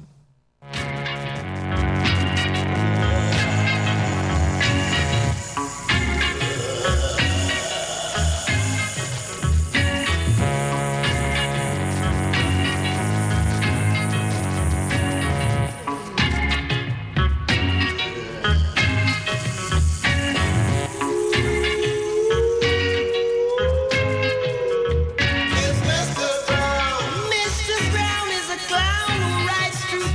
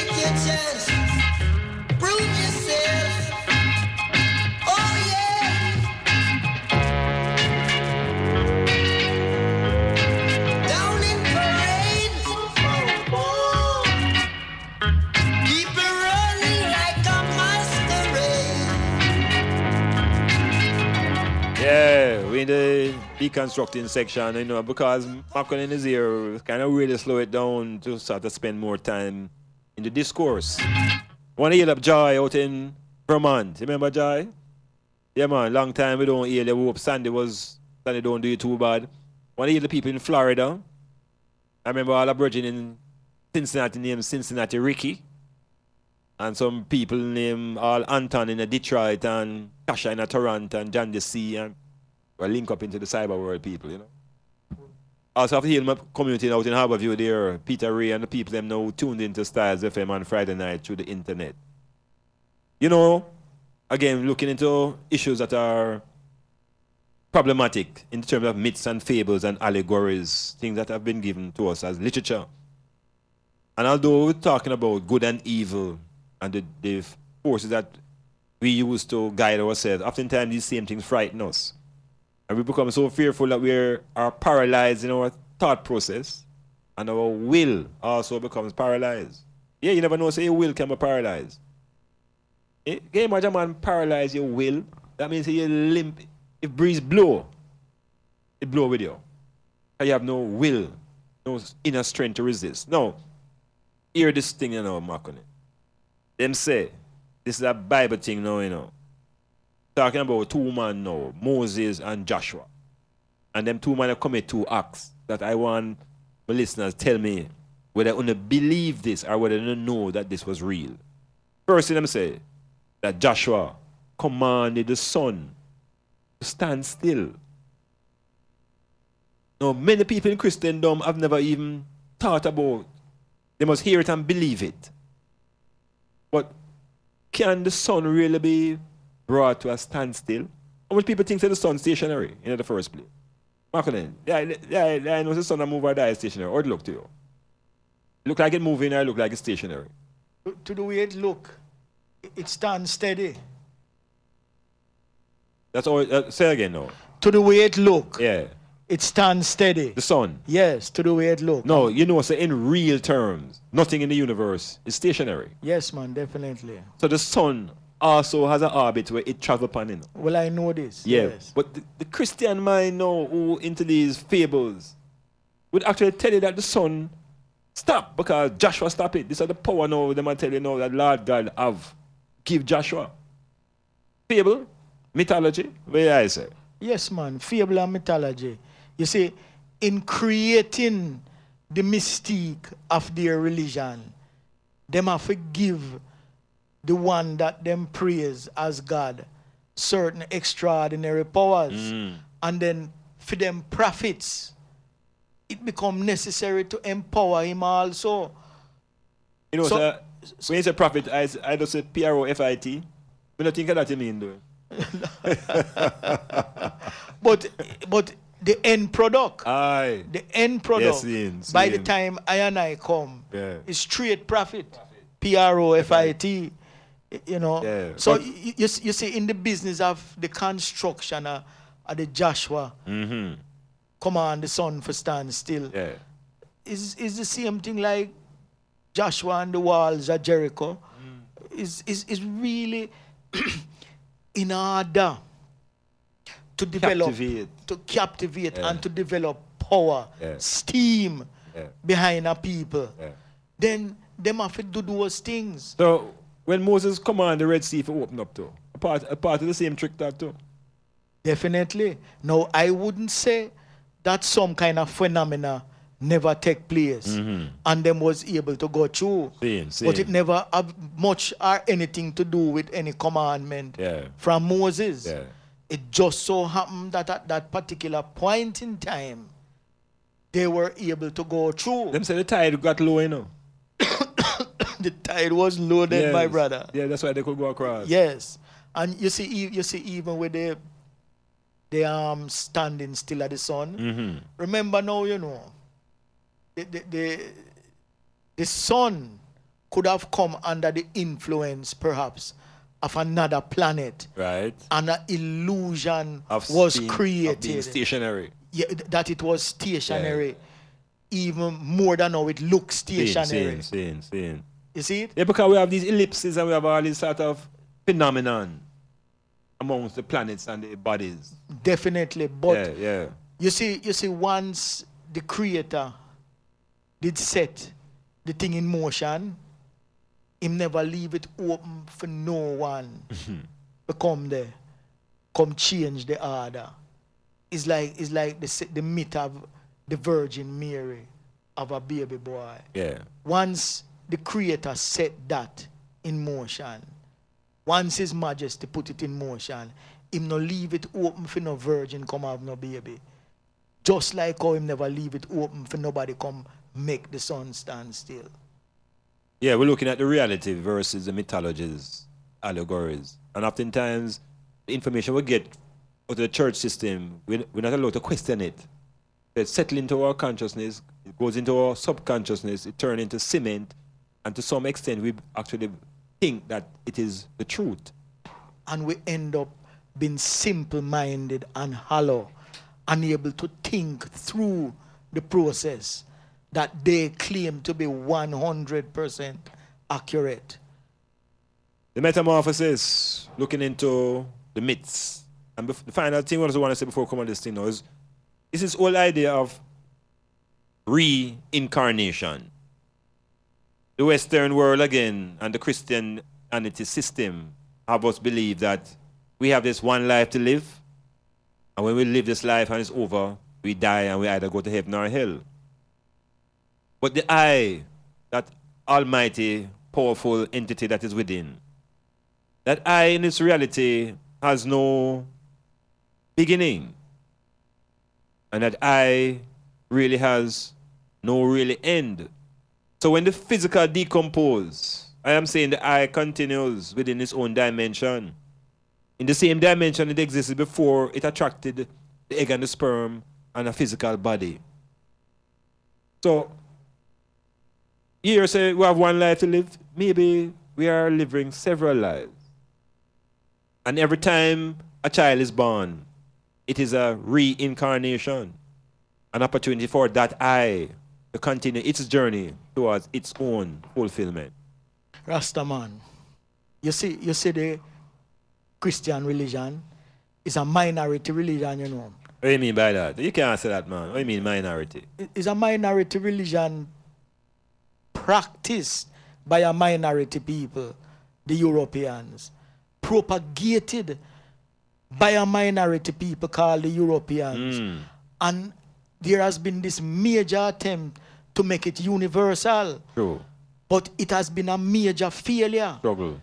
If you travel to India, where you have approximately 2 billion people, reincarnation is the order of the day. In fact, it is one of the cornerstones of that religion, the Hindu religion. Right. And if you travel to China, where the population is over 2 billion people, reincarnation is the order of the day. Then you go to Japan and the islands of Japan, are the same story. So how we reach Africa who have the most people in the billions? We don't have that. Well, how do I get lick out of it then? Through the colonization and the slavery process, the European was able to take that out of I and I head, but it don't gone, you know. Understand that within the native religions of Ethiopia, the concept of reincarnation still stand. Iman of a personal nature would declare that this is not the first existence that I live. All right. I was here before the slave ship. I came on the slave ship, and I am here now. I have passed through many seasons, even the 2000 seasons that I have here I talk about. It's the memory. It's the memory of the I, which is ageless. Hear this from Bonnie Wheeler. Check him out.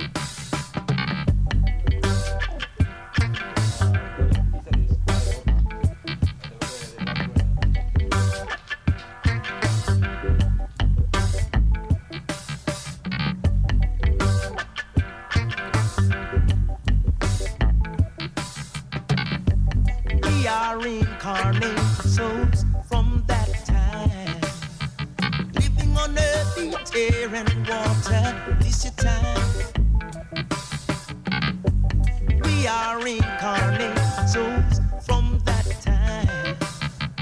Living on earth, air, and water. This your time. In the beginning was the Word, and the Word manifested itself in the flesh, which even became man. All because of the divine plan. Man being lower than the angels, over all earth was he given dominion. He devised his own destructions, but the Word lived on and on.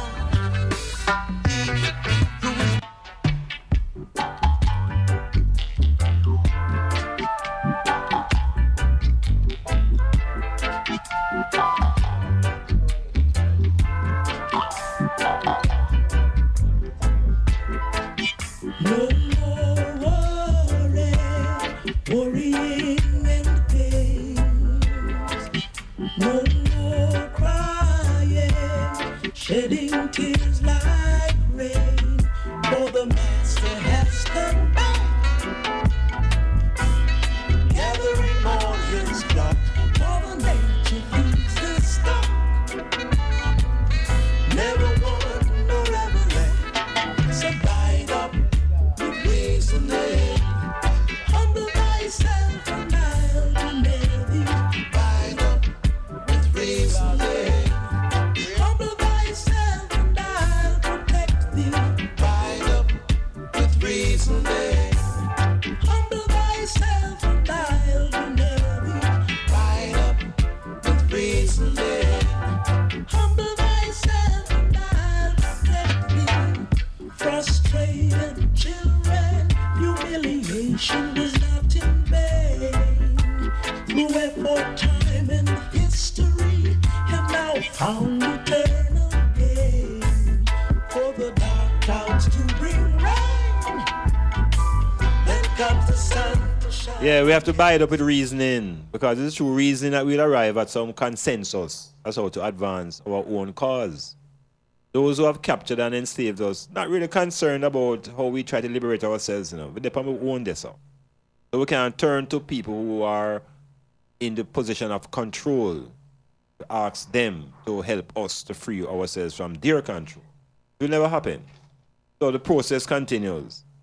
And we're going to come out of this segment here and get into a little bit of news and some things. The war in Israel and the war against Gaza and the God of Israel versus the God of the Palestinians, and whose God shall win.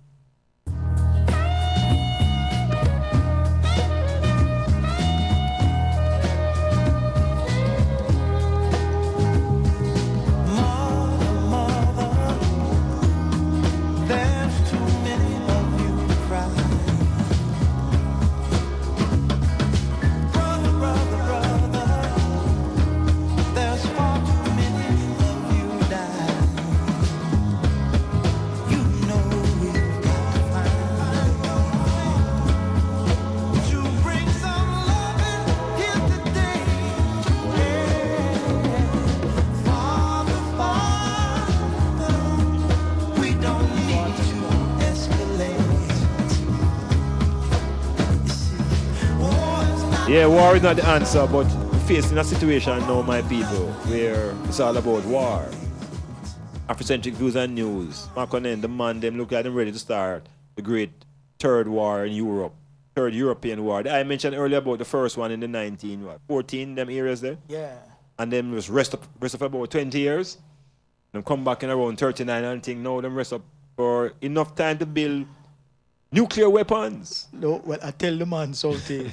It's not really rest them resting. And you rest know. them a rest. What them decide, because you see, the European is a man who is like him is a time bomb towards the destruction of himself. All right. But because at the present moment he's busily engaged in the business of destroying other peoples, then him don't have to kill himself.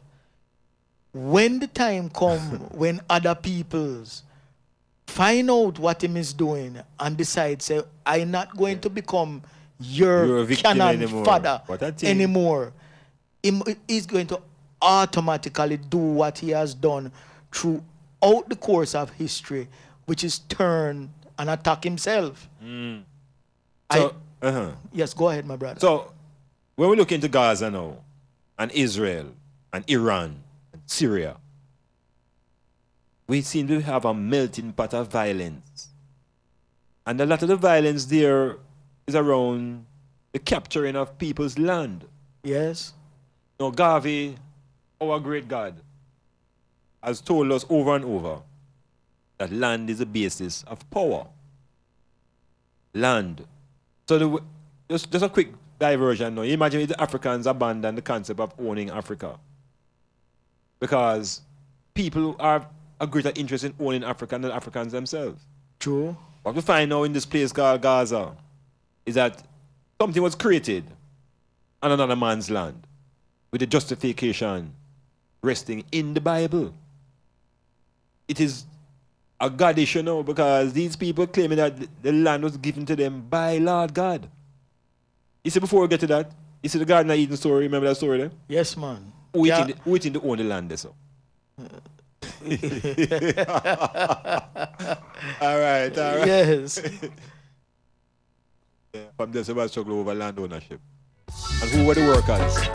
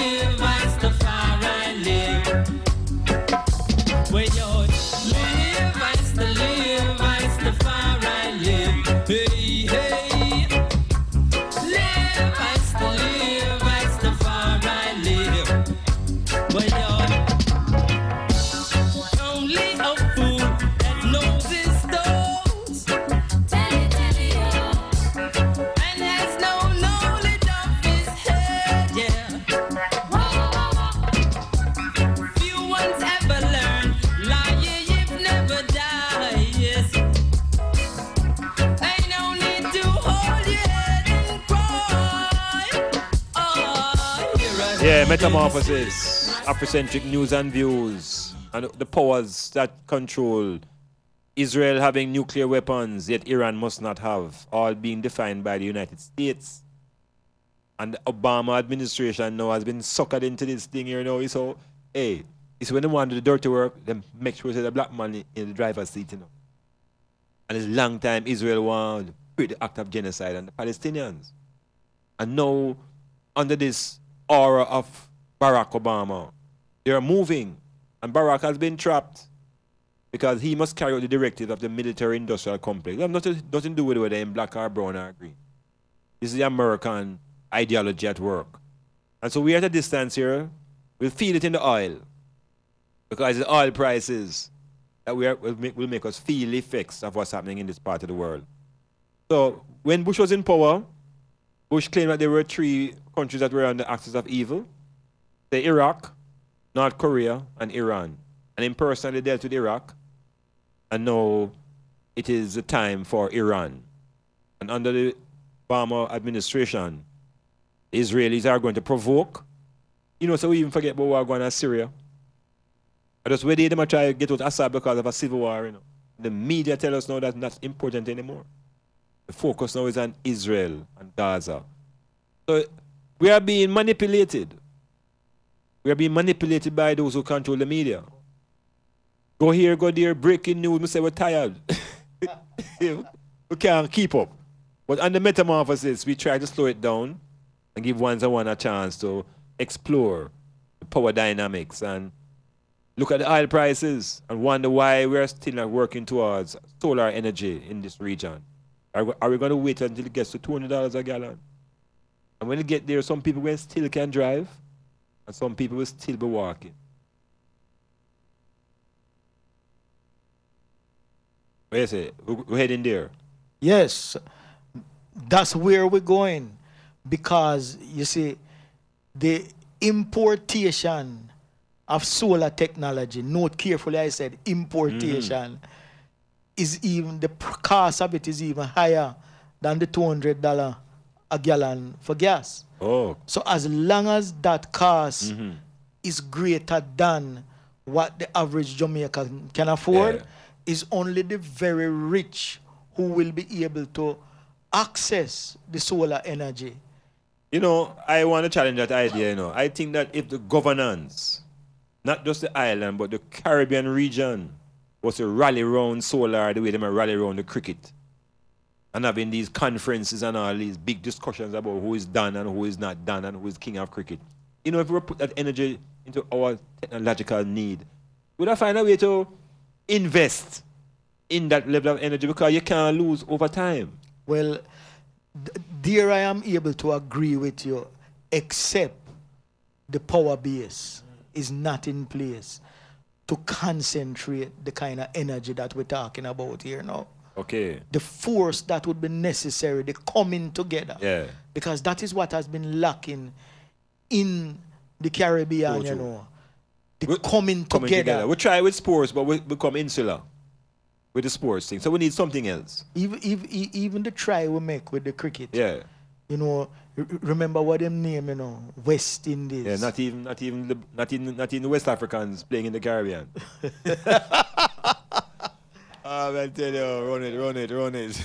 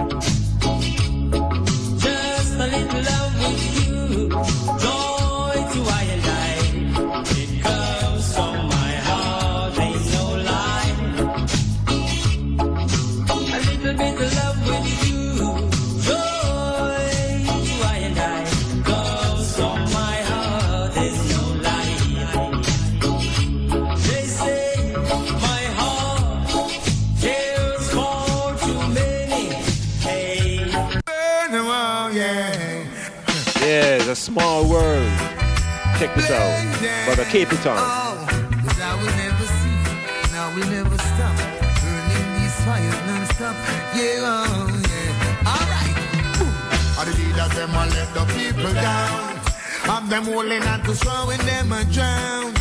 All the leaders them a let the people down. They always let the people we were frown. All the leaders them a let the people down. Them trying to blame it on the dancehall and the artists and the sound. We got it to let the people down. Then ask the get to use them on the sound. Yo, Babylon not speak them words, but we no love how them sound. That them see them wanna turn it in a gun town. No fear to you, them turn in a gun clown. Gunshot a tear off them head crown. Boom. Well, every other day your next body them found. Well, in and them own a blood, Missy said them drown. Who them boy I really wanted for clown? Them this last year I am a profound nonsense. The leaders them a let the people down. Have them holding on to strong when them a drown. And the big heads a let the people down. They always let the people we were frown. And the big heads a let the people down. Try to blame it on the dancehall and the artists and the sound. The big heads a let the people down. Alright then, wow. Promises a comfort to a fool. Babylon, I said them a go build more centers and schools. Yeah, Metamorphosis moving along. Boy, this program I look like it's going faster than any other program. Marconin, that's what I'm going. Where I say, time move faster, where it go? Sometimes time slow down for me, you know. Sometimes time look like it doesn't go faster. What defines whether time move fast or slow? Well, Anyway. is an intensity of purpose. See, And I very intense, yeah, committed to the cause. Seriously, my So brother. you find that the time just a flow. You know, Garvey tell us, you know, once you're in a position where you can help yourself and your family, the next thing is your race. I'm going to say it. Yeah, man, once you can move beyond helping yourself and your family and your community to an extent, the next objective must be to support and develop the race that you belong to. Yes. And in those Christian teaching, race is ignored. And they try to make you feel as though there's no concept of race. And it's irrelevant because we are now all humans. And I'm saying Africans are not humans. Africans are Africans. Chinese are Chinese. Indians are Indians and Europeans are humans. That is the definition. Yes. Metamorphosis. Getting into final segment. Equal rights and justice for all. Rise and never fall. Tell themselves, boom, what they gonna do when enough for them not true. Say what they gonna do, them get slew, yeah. Who do you think you are? We're living in a small world. As wicked as you think you are, we're living in a small world. As bad as you think you are, we're living in a small world.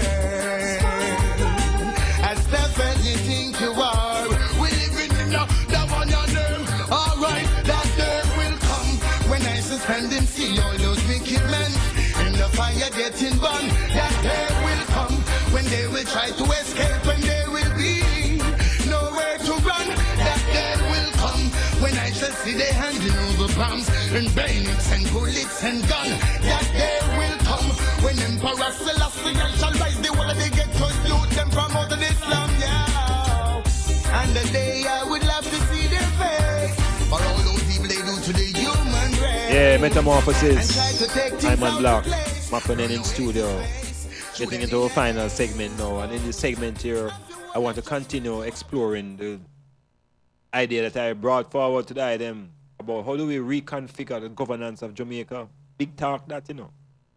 How do we reconfigure the structure of governance here on this island?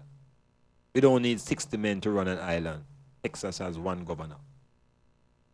California, one governor. Big places. Why do we need so many people to run such a small?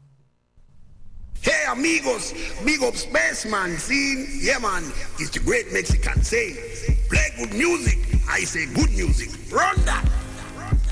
And as we fight one another for the power and the glory, the kingdom goes to waste. They want to heal up Teddy and Trees. Yes, out there in Babylon. We know just where we're going. Right now we are tied behind the back, while certain people if unbutton. Where do we stand? We have too far to go, not to really know just how we get in there. And if we're getting anywhere, we have too much to change, not to know a possibility, unchangeability. Violence and crime is commonplace in these said times. Yeah, that is Ernie Smith talking about the kingdom going to waste while we are here fighting over crops. You know, Makonnen, first week I made a proposition to the people that we begin to think about a new way of organizing the structure of governance on this island. And it's not anything that is too big for us to think, because oftentimes we leave important thinking to people from the outside. When we talk about governance, we're talking about self-governance first. So now, we inherit from the British this system called a parliamentary, what's it, constitutional monarchy, where we have a leadership at the Queen level, and we have a Governor General who represents the Queen here, and then he is sort of her supervisor. You know, he supervises the island, and then below him now we have politicians and so forth and so on. And over the last 100 years, we have been living on this island, and the government has, the nature of the governance has been the same, British monarchy. And we have been changing people in the governance through the process of elections in the 1940s. And we have this thing now wherein it's a race. Anybody who gets more seats becomes the governance, and we accept it for the last couple 100 years. Now, I am finding out, my brethren, that when rain fall and rain mash up in a place like St. Mary, we still have to wait on the people in Kingston to respond. When things happen in Trelawney, we have to be waiting on things to take place in Kingston before these places get attention. Now I'm saying no, we're at a point now where we need to think about decentralizing the nature of the governance here. That people can actually get attention in the regions in which they live. So I propose to them now that along the lines of the football, we have 4 regions in the country. We have the South Central, which is from St. Catherine down to St. Elizabeth. We have Western Jamaica, which is Westmoreland around to Trelawney.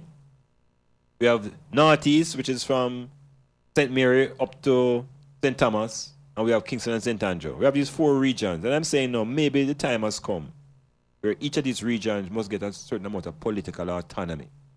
We will begin to build our country now along the regional lines. So, for example, we have an airport. An airport should be in all 4 regions. International airport, international play field, government buildings when people want business with the government. Perhaps even the taxes that are paid in each region is spent in the region. There could be a toll for the confederations where you pay a toll when you go from one region to the next. What do I think? You think so that is a little bit excessive, or? No, it is well thought out, you know. Well thought out and sound very practical.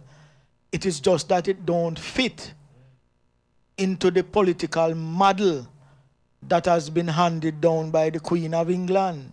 That is the point now. So you think we can have a sort of public education campaign, especially for the youths, you know, because this is not about people who are 50 and beyond. They're not into no more for change.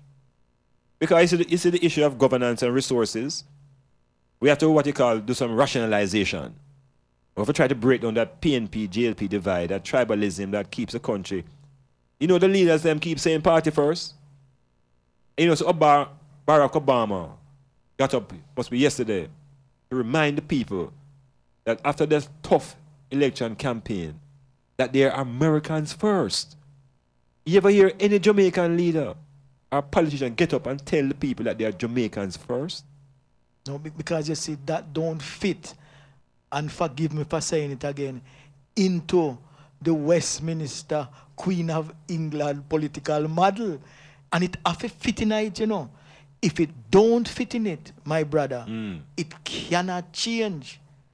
Right now, I know what run Jamaica. No, Bridget, I don't know. You better tell her what run Jamaica. Dependency, mendicancy.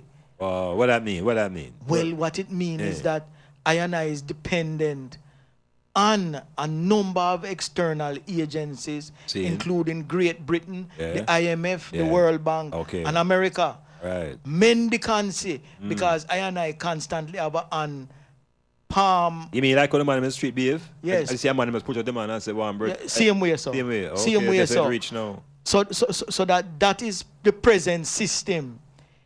If I really, based on the model that you proposing, should I ever dare to get up and move towards the independence of your structured thoughts, that is trouble. So maybe we need some trouble, because what we're facing right now is crisis. We're done in a crisis already, you know, so we can't get no more trouble. Well, you know, you see now the revolutionary concept that the eye is producing would shake up the system to the extent that you see within the 4 regions that they is proposing, Then, you could get independence of thought and independence of action, whereby maybe even one of the region them could have really become independent. secession. You see Western Jamaica? They're not so Yes. far from secession, you know. Right now, the people in America are threatening Obama, said them want to secede the states because Obama win. Of course. Right? Look here. Look here. You have to understand, you know, that for a black man to be ruling white America, Yeah, man. you have white people who say never. Never. And Iman seen civil war, you know. I don't know if them can wait another 4 years. But that's going to be very tricky. Yes. We shall watch it from this position. But we are talking about secession here in Jamaica now, maybe Western Jamaica, to lead the way in the secession movement and give us the model of autonomy that the 4 regions can hold. Because I am saying to the island Jamaica, look here, this country don't need 60 people to be no members of parliament to run an island the size of Rhode Island or Connecticut. Well, here I know, my brethren. From time to time, there's a debate that come up in the parliament Yeah. and within the local confines of Jamaica. And it is called performance-based pay for teachers. All right? Now, these 60 persons that they are talking about, 60 members of parliament, Yeah. somebody need to slap a performance-based payment And upon the heads of those people. Because in all the years from 1962 until now, none of the governments that have run this country have successfully been able to produce a constantly upward mobile system of growth that has benefited the people of this country. And you know that what we inherit from the 60s is plenty things, you know. I want you to check that sound now.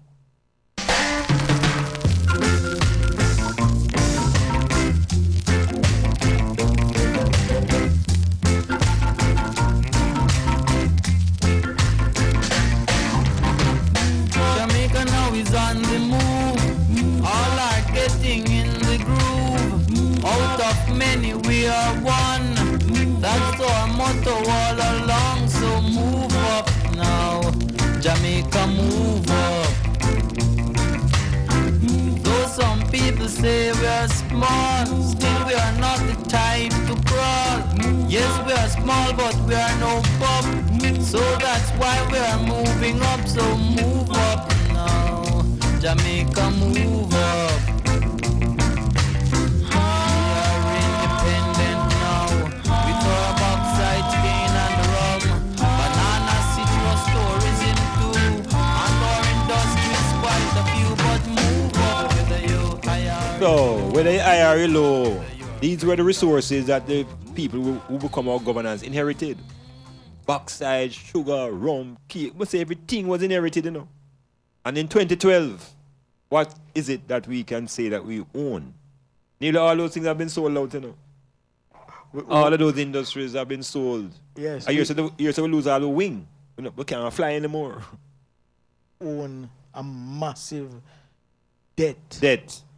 to the World Bank, the IMF, the United States, England. We reach a stage now where we're getting grants. I hear you. So, the leadership over the last 50 years now, we have enough evidence that the thing not working. And the proposition now is that we must think internally. And we can't get no response from the Englishman. Because don't think that English is going to come back here and give us a model that we can live properly. And the Americans who we are now aping are not interested in our quality of life here. So you see, I and I, Rastafari, again it fall upon the Rasta man. And the Afrocentric minded people, because you have a lot of people in Jamaica who are Afrocentric but not Rastafari. Well said. And we have to acknowledge those persons because we're not being exclusive, say if you're not Rasta, you're not saying nothing. The focus is on our blackness. And so what we're really trying to say now is that within black thinking, seeing that there are 96% black people on this island, we have to find a way to break out of this tribal divide of PNP and party first. I'm suggesting that we begin to think about regions first. Which region you come from? You're a South Central man? or you're a West man, or you're a Northeast man. But if you say, the utilities, the lighting company, we should have 4 lighting companies in the country. Each confederation have a lighting company. And we kill out these gyps. Think about utilities like water supply. All of those things can be decentralized.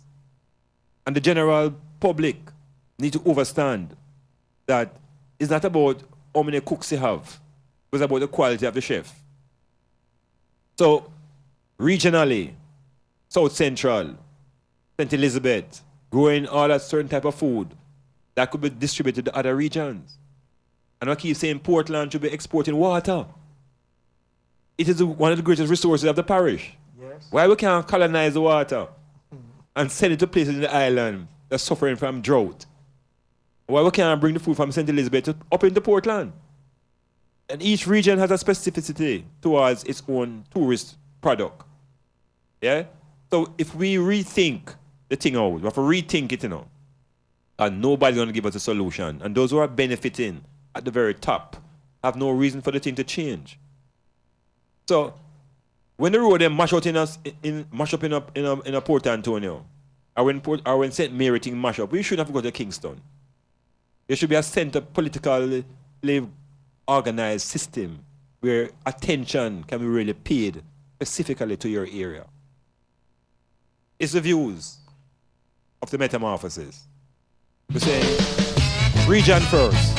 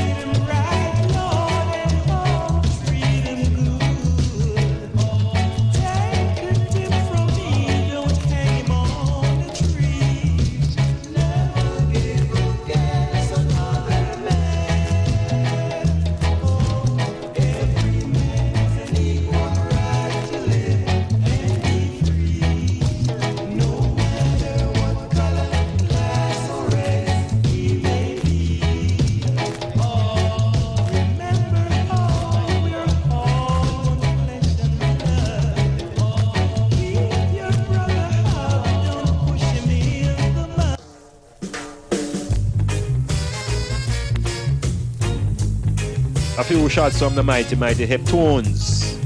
Equal rights. Heptones on top. We always have to be fighting. Always have to be fighting. Even when the thing belongs to us, we have to be fighting.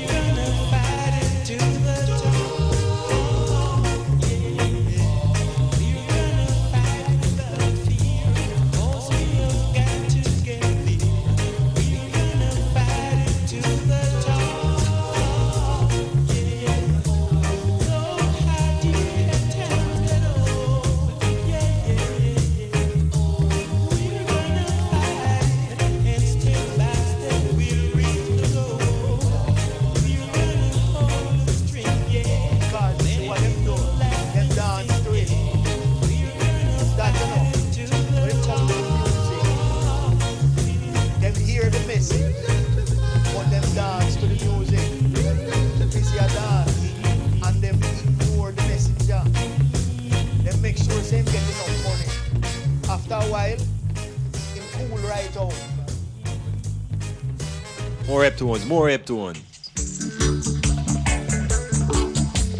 Oh yeah. Oh yeah.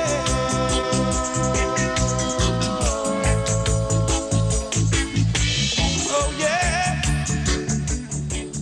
Yeah, Metamorphosis into the final segments of another edition. More music to play and more talk to reason, and I just saw the 180 minutes have just evaporated.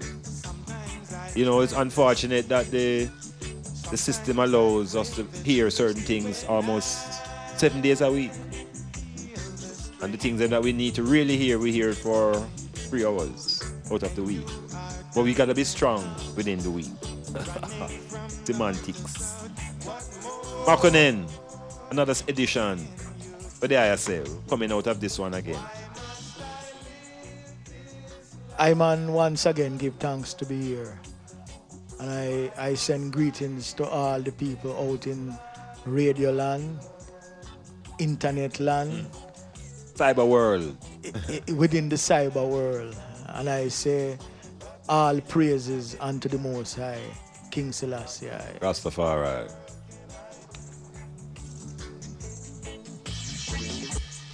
Each day is so hard. Please help me, Lord. I can't stand this strain. Yeah, Metamorphosis heading out, another edition. Hope that the reasoning was constructive as per. And the eye has made a transformation that will manifest itself in time and space.